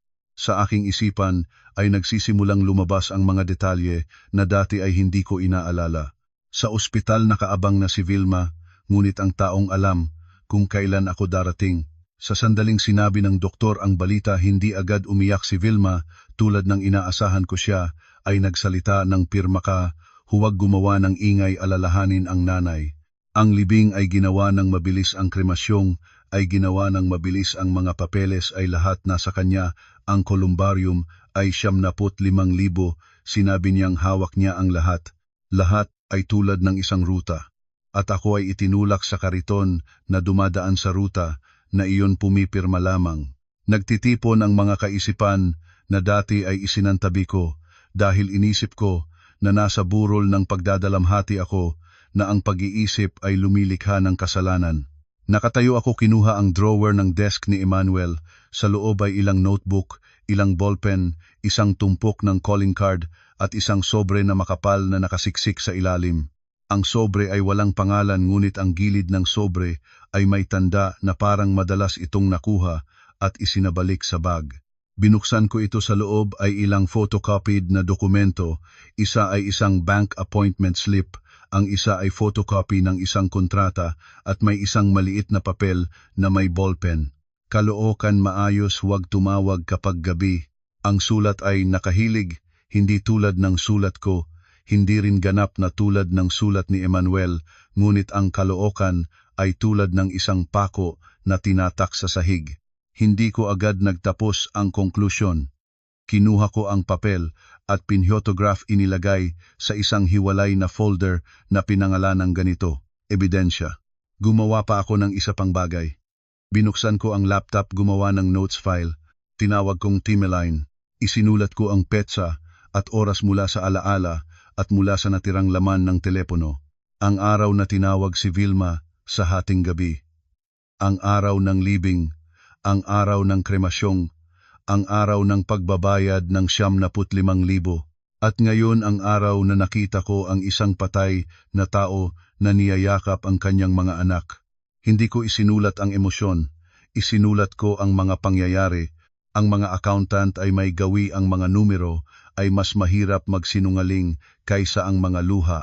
Pagkatapos ay inilapay ko ang aking telepono sa mesa, tinitingnan ang litrato sa eskinita. Pagkatapos ay tinitingnan ang sulat na Caloocan, at biglang naalala ko ang isang pangalan na narinig ko minsan sa espasyo ng kaalaman ng mga tao, ang taong tinatawag na Tony Peklat, na espesyalista sa pagpapadali ng mga dokumento. Tony Peklat ang pangalan, ay naroroon sa papel kasama ang isang bilog na tanda. Hindi ko alam kung sino si Tony, ngunit naalam ko na ang lalaking patay na aking asawa ay hindi namumuhay ng simple. Naupo akong sa sahig, ang likod ay nakatuntong sa aparador, ang kwarto ay katahimikan tulad ng papel. Narinig ko ang tunog ng mga sasakyan sa labas ng kalye, narinig ang tunog ng elevator, at biglang nakita ko ng malinaw ang isang larawan. Si Vilma nakatayo sa ospital, nakatayo sa funeral parlor, nakatayo sa columbarium. Lagi siyang nakatayo nang nasa harapan ko, humahadlang sa tamang lugar. Hindi ko nakita ang mukha ng asawa ko, hindi ko hawak ang abo, bago siya hindi ko hawak ang mga papeles, pumirma lamang ako. Nang mapait akong nagtawana. Hindi ko rin kailanman ibinigay ang aking sahod sa kahit sino, at ngayon pala ay hinayaan ko ng hawakan ng iba ang buong kapalaran ko. Nagsindihan ako ng kandila ng gabing iyon tulad ng karaniwan, ngunit nang mag-alab ang kandila, hindi na ako nagmamakaawa. Tinitingnan ko ang usok na umaakyat, at sa aking isipan ay iisang pangungusap lamang. Mabubulag kung sinasadya, ngunit kapag bulag ka, nanganganib ang sarili mo. Sinabi ko iyon sa aking sarili, ngunit hindi ko ito ibinibigay ng ibang tao. Pagkatapos ay sinabi ko ng napakahina, tulad ng nagsasalita sa aking sarili lamang, "Mula ngayon wala nang karapatang gumamit ng kamatayan para magnakaw ng aking buhay." Pagkatapos ko itong sabihin, ginawa ko ang huling bagay. Sa bago ko matulog, sinimot ang kandila, lumabas ng kwarto at pumasok sa kwarto ng tulog. Humiga ang mata, ay nakakatigil-tigil habang nakatingin sa kisame. Sa aking isipan ay wala ng mga iyak, mayroon lamang mga linya, mga takdang panahon, mga pangalan at isang katahimikan na nakakatakot. Nang gabing iyon ay hindi ako nakatulog, ngunit hindi rin ako nabuwal Dahan-dahan ko lamang na binago ang papel mula sa isang babaeng huli na patungo sa isang babaeng nagsisimula ng hawakan ang sarili niyang lubid. Nagpapatuloy ang kwento. Hindi ako nakatulog lumiwanag nang pumunta ako sa trabaho. Naliguan ng malamig na tubig para gumising, nagtali ng buhok, nagsuot ng polo shirt tulad ng dati at tinitingnan ang aking sarili sa salamin. Maputlang ang mukha, maitim ang paligid ng mga mata, ngunit ang tingin iba ito. Hindi na ito ang tingin ng isang naghihintay para payagan ng ibang tao tulad ng tinitingnan ang isang ledger at handa nang suriin ang bawat linya. Habang nakaupong nagtatrabaho ang mga kamay ay gumagawa ng karaniwan, ngunit ang utak ay gumaganap ng ibang ruta. Naalala ko ang sinabi ng katrabaho, hindi ito tungkol sa pagiging mapagsakripisyo, tungkol ito sa karapatan. Ang karapatan ko nasaan? Sa ilalim ng folder sa bag ni Vilma sa kahon na hawak niya. Nang katanghalian ay nag-iwan ng mensahe si Vilma. Maribel, tandaan mo ngayong hapon na maglagay ng kandila kaalala ng asawa mo ngayon. Tinitingnan ko ang screen ng telepono at hinayaan ang tatlong tugtog bago ko sagutin, hindi dahil nagpapahanga, kundi para maramdaman ng mahinahon ang aking tinig na para akong pagod. Opo ate, alam ko na. Nanahimik si Vilma ng isang sandali at pagkatapos ay tulad ng bumubulong, Maribel, kahapon sinubukan ka bang tawagan, bakit hindi mo nasagot? Biglang lumukso ang aking puso, ngunit nananatiling malamig ang mukha. Nakatulog na po ako ng maaga. Pagod na pagod. Nagsalita si Vilma ng bahagya ng mas mabilis kaysa karaniwan. Huwag masyadong lumabas, maraming tao maaari kang marinig ng mga hindi magandang bagay. Tumugon ako ng mahinahon. Opo, hindi naman ako masyadong lumabas, pumunta sa trabaho at bumalik. Tatapos na ang tawag ngunit nagsalita pa si Vilma. Maribel, may paalala lang. Kung may sinabi sa iyo si Vilma, huwag kang makinig ng kung ano-ano. Natigilan ako. Kung may sinabi si Vilma, siya ang nagsasalita ngayon at binanggit ang sariling pangalan bilang pangatlong tao. Ako si Vilma na nagtatawag sa iyo ngayon, bakit siya magbabala sa akin laban sa sarili niya? Malayo sa pagkakamali ito, ay taong nagsisimula ng mag-ingat na. Nang matatapos ang tawag, nanatiling nakaupo, ng isang sandali ang likod ko ay basang-basa ng pawis, hindi dahil takot, kundi naunawaan ko na ang kalaban ay nagsisimula ng makiramdam ng hangin. At kapag makiramdam na sila, maghahanap sila ng paraan para bukbukin ang aking bibig tulad ng dati. Nang hapon ay hindi ko diretso pinuntahan ang bahay. Dumaan muna ako sa isang coffee shop na malapit sa kondo, nipa-print ang larawan mula sa eskinita at nilagay sa isang ayaw ko na lang litrato sa telepono. Ang panahon ngayon ay kapag nawala ang telepono, nawala rin ang bakas, kailangan ko ng bagay na maaaring hawakan ng aking kamay. Pagdating sa bahay, sinara ko ang pinto, binalot ang kurtina at nagsimulang saliksain ang kondo tulad ng pagsaliksik ng inventaryo. Hindi ko binalibad ng tulad ng isang taong nagwawala. Lumakad ako sa bawat silid, bawat drawer ay binuksan ko at nagtatanong sa sarili. Dito ba dati naglalagay si Emmanuel? Maaari bang may nakalagay na dokumento dito? Sa hukay ng lumang bag nakakita ako ng isang lumang parking card ng isang hindi kilalang pangalan, hindi ang pangalan ni Emmanuel, hindi rin ang pangalan ko. Ang card ay nag-expire na, ngunit sa harap ng card ay nakalagay ang titik na Caloocan. Kinuha ko ito at inilagay sa kahon ng ebidensya. Muling binuksan ko ang safe, inilabas ang lahat ng papel at inayos sa desk. Pagkatapos ay inilabas ang insurance ng kasal ni Emmanuel. Sa pagkakataong ito ay binasa ko ito bilang isang accountant, hindi bilang isang asawa. Pahina ng mga kondisyon, pahina ng mga benepisyo, pahina ng tatanggap. Dinaluyan ko ang bawat linya. Nahanap ko ang isang annex na nakatago sa gitna manipis na papel, mas malinaw ang print. Sa lugar na pagbabago ng impormasyon, ng tatanggap kinatawan para sa pagkuha ng benepisyo kapag hindi kayang personal na kumilos ang tatanggap. At ang pangalan na lumitaw tulad ng isang sampal, Vilma Basco. Hindi ako huminga ng ilang sandali. Sa ibaba ng pahina ay dalawang pirma, ang isa ay ni Emmanuel, ang isa ay ang akin. Tinitingnan ko ang aking pirma, nanginginig ang sulat pilipit. Naalala ko ang isang hapon mahigit 1 taon na ang nakakaraan. Nasa trabaho ako, pinakaabala na panahon ng quarterly closing, puno ang aking ulo ng mga numero at deadline. Pumunta si Vilma sa opisina ko, suot ang berdeng dress, dala ang isang tumpok ng papel. Mahinahon niyang nagsalita habang nakatayo sa tabi ng aking desk, hindi umupo para hindi siya mapatagal. Maribel, pirma ka ng ilang lugar, basta pagpapatunay ng impormasyon para sa insurance ni Emmanuel, pinaayos ng isang tao para hindi kayo makaabot ng malayo pag lumaki ang kalabisan. Nang oras na iyon ay abala ako, nakatingin pa rin sa screen. Nagtanong ako nang hindi lubos ang pansin. Ano ang pirmahan, ate? Ngumiti siya. Basta kumpirmasyon ng impormasyon, ayaw naming pag-ayusin pa kapag may emergency na. Pumirma ako tulad ng pagpirma ng resibo, pinirmahan, at pagkatapos ay lumiko siya. Magaling ingatan mo ang sarili, huwag mong puyat ng labis. Isang pangungusap na pagpalo sa balikat at mawala na. Ngayon tinitingnan ko ang aking pirma at naramdaman kong para bang pinalo ko ang aking sariling leeg. Naupo ng matagal. May isang sandali na gusto ko sanang dumikit ng malakas sa mesa. Gusto ko sanang tawagan agad si Vilma at itanong kung ano ba ang itinuturing niya sa akin. Ngunit kinalma ko ang aking sarili dahil alam ko na ang galit ay nagbubukas ng aking gilid. Nakatayo ako, kinuha ang isang puting papel, sumulat ng isang tunay na konkretong tanong. Ang insurance ay na-release na ba? Kung na-release na, saan ito napunta? Sino ang nag-submit ng reklamasyon? Sino ang tumanggap? Isinulat ko ito, tiklop inilagay sa notebook. Hindi ito para makalimutan kundi para patnubayin ang aking sarili patungo sa pangunahing layunin. Pagkatapos ay gumawa ako ng isa pang bagay.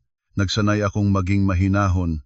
Napatawa rin ako sa aking sarili, ngunit ito ay isang labanan. Kung gusto kong manalo, kailangang gumanap ng wasto para sa kalaban. Nang hapon ay muli namang tumawag si Vilma. Maribel, anong balita? Medyo mababang ang boses mo ngayon. Bahagya kong binabaan ang tinig para maging katulad ng isang pagod. Opo ate, pagod lang ako. Hindi masyadong mabuti ang tulog. Agad siyang nagmalambot. Hay naman, pakiusap, ngayon magpahinga ka. Ano, sinabi kong may bagay na papers, hayaan mo na akong mag-asikaso. Nag-alinlangan akong mabuti, pagkatapos ay nagsalita ng halos napakahina na para bang mapaguyam. Ate, ang mga insurance papers ni Emmanuel, hindi ko masyadong nalalaman kapag may kagagawan na malamang sa inyong tulong kailangan ko. Saglit na katahimikan sa kabilang dulo, pagkatapos ay nagsalita si Vilma ng bahagyang mas mabilis kaysa dati. Oo, mga ganyang klase ng paperwork, naaalam ko ang proseso. Ako na ang bahala doon. Ako na ang bahala, sinabi niya ng natural, tulad ng taong matagal nang sanay sa trabaho. Ate, ang gagawin ba niya? Kumpleto ba ang proseso? Agad siyang sumagot. Oo, may tumutulong doon na alam ang proseso. Ikaw na lang ang makipagtulungan sa akin mabilis. May tumutulong, nagsalita niya ng May tumutulong, sinabi niya ng natural, tulad ng isang taong sanay na. Pinilit ko ang aking sarili na hindi mapakita ang anumang reaksyon. Nagsalita ako ng mahinahon, tulad ng isang taong nalulumbay. Sige ate, pakiusap na lang talaga, kayo ang bahala. Ikaw na nga yata ang mas marunong sa akin sa ganyang bagay. Narinig ko ang isang maliit na pagbabago sa kanyang tinig, bahagyang mas malambot ang tinig ng isang taong naniniwala na ang isda ay lumapit na sa pain. Oo naman, ganyan ang pamilya, tulungan ang isa't isa. Nang matapos ang tawag, nanatili akong nakatayo sa harap ng bintana sa loob ng ilang minuto. Alam ko na ang kalaban ay nagsisimula ng makiramdam ng kapaligiran. Nagsisimula na silang mag-ingat, nagtatanong kung saan ako pumunta, nagtatanong kung may narinig akong anuman. At sapat ang lakas ng kanilang kumpiyansa para sabihin pang direkta, may tumutulong sa mga papeles. Sapagkat naniniwala sila na palagi akong sumusunod, palagi akong mabait, palagi akong natatakot sa salitang kasalanan at sa mukha ng nanay. Kinagabihan, tinitingnan ko ang notebook at idinagdag ang isang linya. Si Vilma ay nagtanong kung saan ako pumunta kahapon. Pinataas na ang babala. Isinulat ko ito nang hindi idinagdag ang emosyon. Isinulat ko ang pangyayari tulad ng isang ledger. Nagsimula akong mamuhay ng dalawang mukha. Sa araw pumupunta sa trabaho, nakatayo sa mga pulong pumipirma ng mga resibo at paminsan-minsang nagpapanggap na medyo pagod ang mukha para hindi magtanong ang mga katrabaho.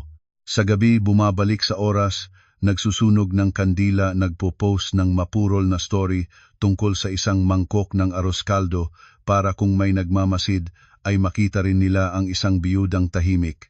Kinasusuklaman ko ang paggawa nito.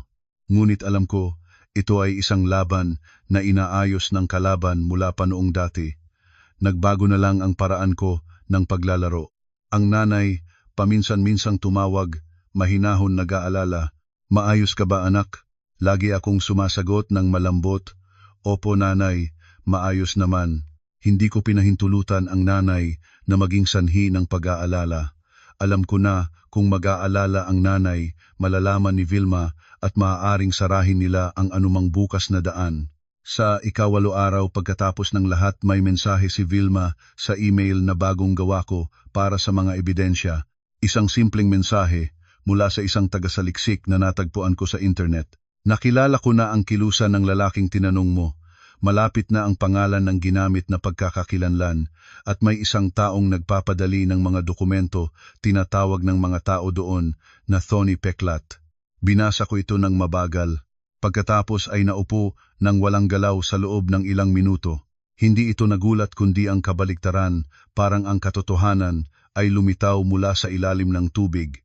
Ang pangalang Thony Peklat katugma sa papel na nakita ko sa drawer ni Emmanuel, ang sulat at ang bilog na tanda. Hindi na iyon pagkakataon. Inilapay ko ang telepono sa mesa, ang mga kamay ko ay malamig. Ngunit ang lamig na iyon ay hindi na ang lamig ng takot. Ito na ang lamig ng isang taong humawak sa susi at handang ihanda ang kabuuan. Dumating ang 10 araw, tinawag ako ng investigator para sa personal na pagtatagpo. Pinili ko ang isang lugar na malayo sa lugar ng aking tirahan, isang simpleng karinderya na may espasyong medyo lihim di kapansin-pansin ang lahat ng dumadaan. Nakalapag ng isang maliit na tumpok ng papel sa mesa, ang investigator hindi makapal, ngunit sapat para pakiramdam ko ang malamig ang mga kamay. Maaari ninyong tingnan, ang lalaking inyong nakita ay gumagamit ng ibang pangalan. Sa bahay paaralanhan ay tinatawag siya ng iba at mayroon siyang isang taong nagtatago para sa kanya na nagpapadali ng mga dokumento. Iyon si Thony Peklat. Narinig ko ang pangalang Thony Peklat at pumunta ang malamig na pakiramdam pataas mula sa batok. Ang pangalang iyon ay nagkakasabay sa papel mula sa drawer ang salitang Thony at ang bilog na tanda, hindi na iyon pagkakataon. Nagpatuloy ang investigator, ang boses ay pare-pareho pa rin. Wala pa akong natuklasan ng malalim sa ospital, ngunit ang mga papeles ng pagkamatay ay may senyales ng mabilis na pagproseso. Ang daloy ng pera ng insurance ay dumadaan sa isang intermediate na account at unti-unting inilalabas gamit ang cash, maliliit na halaga, bawat beses 20 hanggang 50,000 mula sa iba't ibang ATM. Hinigpit ko ang aking hawak sa bag, ang kuko ay dumadampi sa balat, ngunit hindi naramdaman ang sakit. Ang intermediate account, kung sino ang tunay na may-ari, ibinigay sa akin ng investigator ang isang linya, pangalan at account number. Hindi pa sigurado kung ito ang tunay na may-ari, posibleng nagpahiram lang ng pangalan, ngunit kapag sinundan mo ito, ay lalabas ang nagtatago sa likod. Tinitingnan ko ang linya, nang matagal sa loob ko ay wala ng lugar para sa pag-asa na nagkamali ako. Iisa lang ang katotohanan. Naghanda sila ng daan ng pera bago pa man alam ko na magiging biyuda ako. Patuloy ba kayong tumulong sa akin? Kailangan ko ng sapat na record para kapag kinuha ng tama ay hindi na sila makatakas. Tumango ang investigator. Opo, ngunit alalahanin ninyo habang papalapit sa katotohanan, mas magiging sanhi sila ng reaksyon. Mag-ingat kayo. Umalis ako mula sa karinderya at sa labas ay matinding hangin. Hinila ko pataas ang kelar ng jacket ko, hindi dahil sa lamig, kundi alam ko na mula ngayon ang bawat hakbang ko ay kailangang matibay. Isang pagkakamali lang at maaaring burahin ng kalaban ang lahat ng bakas nila. Pagdating sa bahay, ginawa ko ang karaniwan, nagsindihan ng kandila, naghugaw ng mukha at pagkatapos ay nagsimulang gumawa ng mga kopya. Na-scan ko ang buong record nilagyan ng password, isa sa laptop, isa sa external drive, isa sa email draft, isa sa isang account para lang sa ebidensya. Nang matapos ay huminga ako ng malalim. Paminsan-minsang kumakabog ang aking puso ng malakas, ngunit nagpatuloy ako sapagkat alam ko na kung mapabilis ko ang labanan bago ako handa, maaari akong mawalan ng lahat. Nagmensahe si Doña Tining ng gabing iyon, maikli at simpleng mensahe ng isang matatandang babae. Anak, kumain ka na ba? Naalala kita ng nanay. Binasa ko ang mensahe at biglang naging malambot ang aking dibdib. Tumugon ako. Opo nanay, kumain na po ako. Mag-ingat po kayo. Hindi ko sinabi ang anumang higit pa. Alam ko na kung mag-aalala ang nanay, malalaman ni Vilma at lahat ay maaaring magbago. Bago matulog binuksan ko ang kahon ng ebidensya, nilapag ang annex ng insurance na may pangalang Vilma sa itaas. Tinitingnan ko ang aking pirma ng isa pang pagkakataon at mahinahon kong nagsalita sa aking sarili. Maribel, mula ngayon, kung pipirmahan mo ang kahit anong bagay, basahin mo muna ng mabuti. Minsang narinig ko mula sa aking nanay sa Cebu, ang matalinong tao ay hindi basta-basta mapagsamantalahan, ngunit ang mapagsamantalahan ay hindi rin basta-basta nagnanaging matalino. Matagal nang iniwan ko iyon bilang isang kasabihan. Ngayon ay nauunawaan ko na ang matalino ay hindi nagmumula sa talino ng utak, kundi sa karanasan ng sakit. Pinalo ko ng mahal na mahal, ngunit kaya ko itong gamitin. Sinara ko ang kahon, inilapay ito sa pinakamalalim na lugar sa aparador. Nang gabing iyon ay hindi ako nakatulog, ngunit hindi na rin nabuwal. Para lang akong isang ilaw na mababa ang nyela, nagkakandilang tahimik ngunit patuloy pa rin ang pagliliwanag. Pinili ko ang tamang araw para sa okasyon. Lahat ay kailangang tumpak. Kung paano pinalabas ng kalaban ang kanilang pagtatanggi, kailangang isa-isahin ang pagtakpak. Nag-imbita ako ng mga panauhin para sa 5 buwang misa ni Emmanuel ayon sa bilin ni Vilma, pagkakataon para lahat ay natural ang pakiramdam. Bumili ako ng mga sangkap ng maaga. Ang pagtahak sa palengke sa umaga ay nagbigay sa akin ng pagkakataon para maging normal ang kilos. Tilapia litson na baboy, isang bungkus ng dahon ng gabi, ilang saging na saba, puting kandila, prutas. Isang kahon ng mansanas dahil iyon ang gusto ng nanay. Pagbalik sa bahay, maingat na niluto ko ang lahat, hindi komplikado ngunit may ayos tulad ng palagi. Habang nagtatahimik ang palayok, gumawa ako ng pinakamahalaga. Kinuha ko ang maliit na recording device na sinabi ng aking abogado, ang simpleng uri na iisang pisiga lang sapat na baterya para sa ilang oras. Inilagay ko ito sa loob ng baso ng puting kandila, pinili ang pinakamalaking baso, inilagay sa gitna ng kandila para hindi mapansin. Lumayo ako ng ilang hakbang, tinitingnan ang kabuuan ng hapag at ng altar. Walang kapansin-pansing kakaiba. Nang malapit na sa katanghalian, tinawagan ko muna ang nanay. Nanay, maparito po kayo ngayon? Nagluto po ako. Gusto ko sanang kasama ninyo sa misa ni Emmanuel. Nakinig ang nanay at ang boses ay nagmasaya ng bahagya. Oo, anak, pupunta ako. Naalala ko rin siya ngayon. Pagkatapos ay tinawagan ko si Vilma. Ang boses ko ay medyo mahinahon at may bahagyang panginginig para tulad ng isang taong nangangailangan. Ate, pumunta rin po kayo? Gusto ko sanang masamahan niyo kami ng nanay ngayon. Agad na sumagot si Vilma, sige, pupunta ako. Ikaw na si Emmanuel, kailangan kang tulungan. Nang matapos ang tawag, nagtayo ako ng tuwid. Lahat ay natural kung paano ito. Mga 1 ng hapon dumating ang nanay. Pumasok siya, tinitingnan ng altar, tinitingnan ng mga pagkain, at nangusap ng mahinahon, maayos ang lahat, anak.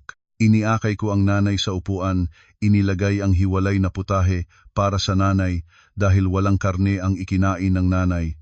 Naghanda rin ako ng kanyang paboritong sopas na may gulay at tofu. Tinitingnan ng nanay ang baso ng kandila, ngumiti ng mahinahon. Maganda nag-aral ang nanay mula sa banal na aklat na ang paglalagay ng bulaklak at kandila ay nagbibigay ng kapayapaan sa kaluluwa. Tumango ako. Sa aking puso ay kumabog, ngunit ang mukha ay natitirhan ng katahimikan. Mga kalahating oras, pagkatapos dumating si Vilma. Pumasok siya, ang mga mata ay mabilis na nag-ikot sa buong silid, tulad ng isang taong sanay na saliksiin ang espasyo ng ibang tao. Nagbati siya sa nanay, nagpalaki ng ngiti, at naupo sa pinakamagandang upuan, ang upuan na pinakamalapit sa baso ng kandila. Nag-ayos ako nang hapag inilapay ang mga pagkain ng maayos. Kumain na po kayo, gawa ko ito ng may malasakit. Kumain kami. Ang nanay ay mahinahon, si Vilma ay kumakain habang nagsasalita ng masaya, pinupuri ang lutuin, nagtatanong tungkol sa mga pagkain. Paminsan-minsang tinitingnan ako ng nanay ng may pagmamahal at paminsan-minsang tinitingnan ko ang baso ng kandila. Inilabas ko ang aking pain dahan-dahan tulad ng binanggit ng aking abogado. Ate, totoo pagod na pagod ako sa pag-iisip ng mga ganong bagay. Sana maari kayong tumulong na lang sa lahat ng mga papeles, hindi ko na nais pang mag-asikaso. Nagsalita si Vilma nang may kaunting pag-angat ng kilay at pagkatapos ay naging malambot ang tinig niya. Oo naman, alam mo naman na palagi akong handa para sa iyo. Mga ganyang bagay, may ugali ako roon. Nagpanggap akong nag-aalangan. Kahit yung insurance, ate? Napahinto si Vilma ng isang saglit at pagkatapos ay mabilis siyang sumagot. Ay iyon din, alam ko naman ang proseso. Maganda rin na may taong tumutulong sa pagpapabilis ng mga ganong reklamasyon. Si Tony, kilala ko iyon, magaling sa ganong bagay. Narinig ko ang pangalang Tony at para bang may tunog ng selyo na inilapat. Lahat ng sinulid ay nagtatagpo ngayon. Tinitingnan ko ang nanay. Ang nanay ay abala sa pagkain, hindi na dinig ang pangalan. Nagpatuloy si Vilma ng mas kumpiyansa. Kaya, huwag kang mag-alala, ako na ang mag-aasikaso. Kapag nag-ayos na ang lahat, makakakuha ka ng kapayapaan. Tinitingnan ko siya. Ngumiti ako ng mahinahon. Sa loob ng aking puso naramdaman ko ang isang bagay na katulad ng isang pintuan na nagsasara. Nang umalis na si Vilma, inihanda ko ang nanay para umuwi. Si Vilma ay lumabas nang wala ng karagdagang salita at ako ay nanatiling nakaupo ng matagal sa tabi ng nanay. Nanay, mahal ko po kayo. Tinitingnan ako ng nanay at ang mata niya ay namumula, ngunit may isang tiyak na kabutihang nasa loob. Alam ko iyon, anak. Ang nanay ay alam. Nang mawala na ang nanay, bumalik ako sa sala. Kinuha ko ang baso ng kandila at inilabas ang maliit na recording device.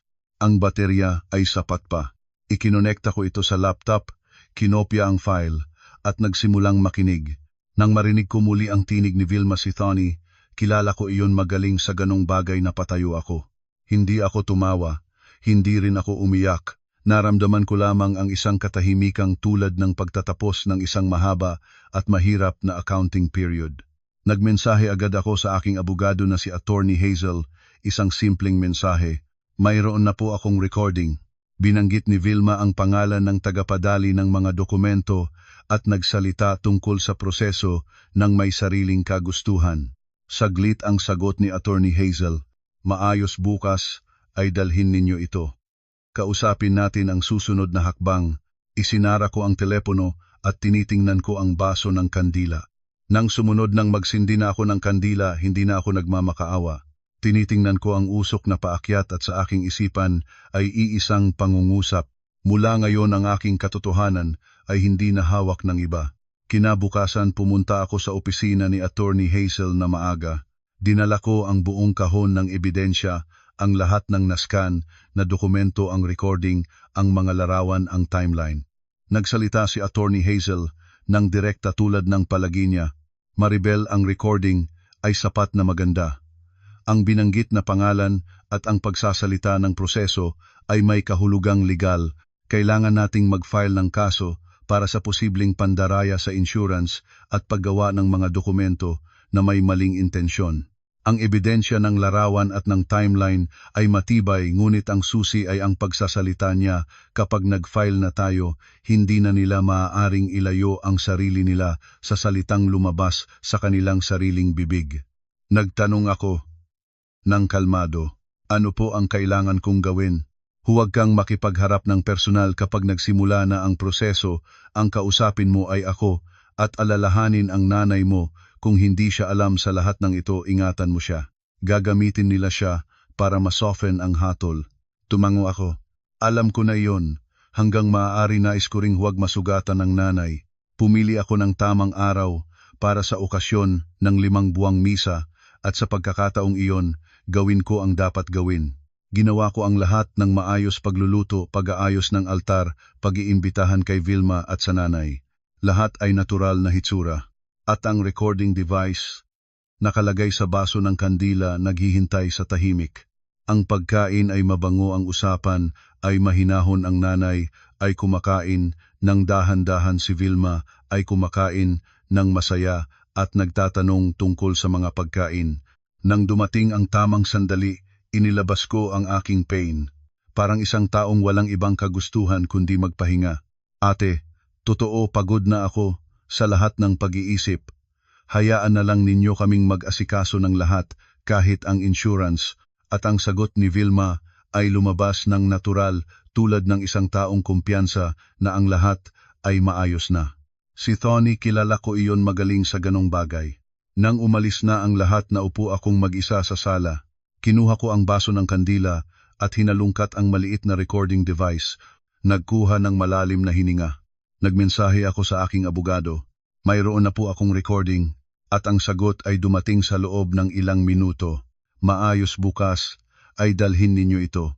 Pagkatapos ay nagsindihan ako ng kandila sa altar tulad ng palagi. Ngunit nang mag-alab ang kandila, hindi na ako katulad ng dating Maribel na nagmamakaawa at umaasa sa awa ng iba. Tinitingnan ko ang apoy ng kandila, maliit ngunit malinaw, at patuloy ang pagliliwanag.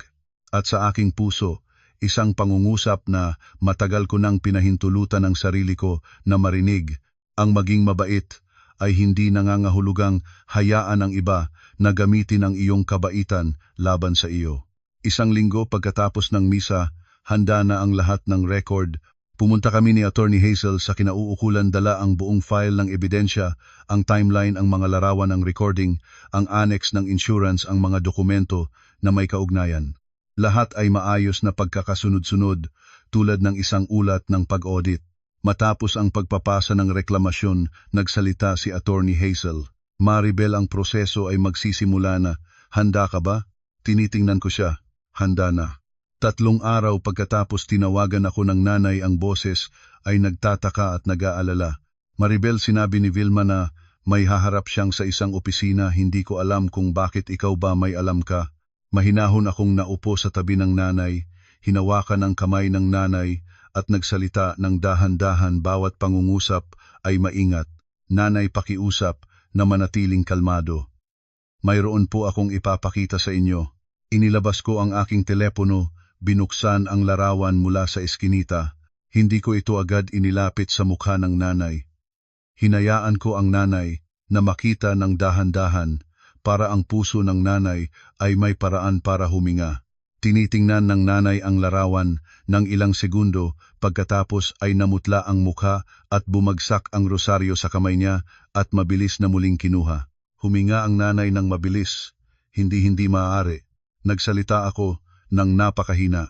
Nanay, nais ko rin na hindi totoo. Ngunit sumunod ako, nakita ko siya ng sarili ko. May mga bakas pa, hindi na ito maaaring itago. Umiyak ang nanay ngunit hindi siya sumigaw. Ang luha ay tumulo ng tuwid, katulad ng isang taong marami nang natanggap na sakit sa buhay at alam na kung paano huminga sa gitna ng sakit. Ang dilema, ang Vilma, alam ba niya? Mahinahon akong sumagot. Iyon ang isa sa mga bagay na kailangang linawin ng mga may kaugnayan. Ngunit nanay, kailangan kong itanong, may alam ba kayo tungkol sa anumang bagay mula noong gabi sa ospital? Tinitingnan ako ng nanay at ang mata niya ay walang takip. Wala akong alam. Nagtiwala lang ako kay Vilma, nagmamahal ako sa aking anak na lalaki, akala ko lahat ng ginawa niya ay para sa mabuti. Naramdaman ko na ang nanay ay nagsasabi ng katotohanan. Ang nanay ay hindi kasangkot. Ang nanay ay ginagamit lamang ang kanyang pananampalataya, ang kanyang sakit, ang kanyang pagmamahal sa kanyang anak. Lahat ay naging kasangkapan para sa plano ng iba. Niyakap ko ang nanay at sa kauna-unawang pagkakataon, mula nang mamatay si Emmanuel, pumayag akong umiyak kasabay ng nanay. Nanay, patawarin ninyo ang nanay, hindi ko kayo sinabihan ng maaga dahil natatakot akong masugatan kayo. Mahigpit na niyakap ng nanay ang aking balikat at nagsalita ng mahinahon, "Anak, ikaw ang nagprotekta sa akin." Ang nanay ang nagpahinog sa sariling luha. Nanatiling nakapagkayakap ang dalawa namin sa loob ng matagal na sandali sa isang silid na tahimik at amoy ng insenso. Nang matapos nagsalita ang nanay, nang matatag, "Anak, anumang kailangan mo nandito ang nanay. Hindi na kita pipigilan mula sa katotohanan." 10 araw pagkatapos nagsimula ang proseso, dumating ang kinauukulan, inimbitahan si Vilma para sa isang usapan. Nang mabalitaan ko ito mula sa aking abogado na upo akong sa upuan sa sala, ilang sandali ay tumunog ang telepono si Vilma. "Maribel, ano ba ito? May nagpunta sa akin, sinasabi nilang may kaugnayan daw sa insurance. Ikaw ba may ginawa ka?" Ang boses niya ngayon ay hindi na matamis. Ito ay mahigpit at natatakot. Nagsalita ako ng tahimik. "Ate, wala akong magagawa kundi ang sabihin ang katotohanan." "Katotohanan? Anong katotohanan ang tinutukoy mo?" "Gumawa ka ng problema sa pamilya, ang nanay ay mapapahirapan." Pinigilan ko siya ng mahinahon. "Ang nanay ay kasama ko ngayon. Alam na niya ang lahat." Ilang sandali ay tahimik sa kabilang dulo, at pagkatapos ay narinig ko ang tinig ni Vilma, ngunit hindi na ito tulad ng dati na wala na ang tela ng kalambot. "Maribel, pag-iingat ka." Sumagot ako ng kalmado. "Mag-iingat po ako, ate. Dahil marami pa akong pag-iingatan." Pinutol ko ang tawag at nagstayo ako pumunta sa altar, sinindihan ang kandila. Ngunit sa pagkakataong ito wala na akong galit, wala na ring takot, wala na ring pangangailangan ng tawad mula sa kahit sino. Tinitingnan ko ang apoy ng kandila, maliit at maliwanag, at sa aking puso isang katahimikan na hindi dumating mula sa kaginhawahan ng buhay, kundi mula sa pagtayo sa tamang lugar ng sarili mong katotohanan. Sa mga sumunod na buwan, ang proseso ay nagpatuloy ayon sa nararapat. Ang mga may kasalanan ay kinaharap ang kanilang mga pagkakamali. Ang mga papeles ay bumalik sa tamang kamay. Ang nanay, si Doña Tining, ay patuloy na nagdarasal, ngunit ngayon ay hindi na siya isang kalasag na ginagamit ng iba. Patuloy pa rin siyang mabait at mas malinaw na ngayon ang kanyang pag-iingat. Ako, si Maribel Cruz, mula sa Cebu, ay nakatayo pa rin. Hindi ako nanatiling biyuda sa espiritu, nanatili akong isang tao na natuto. Natuto na ang mabait ay hindi nangangahulugang bulag.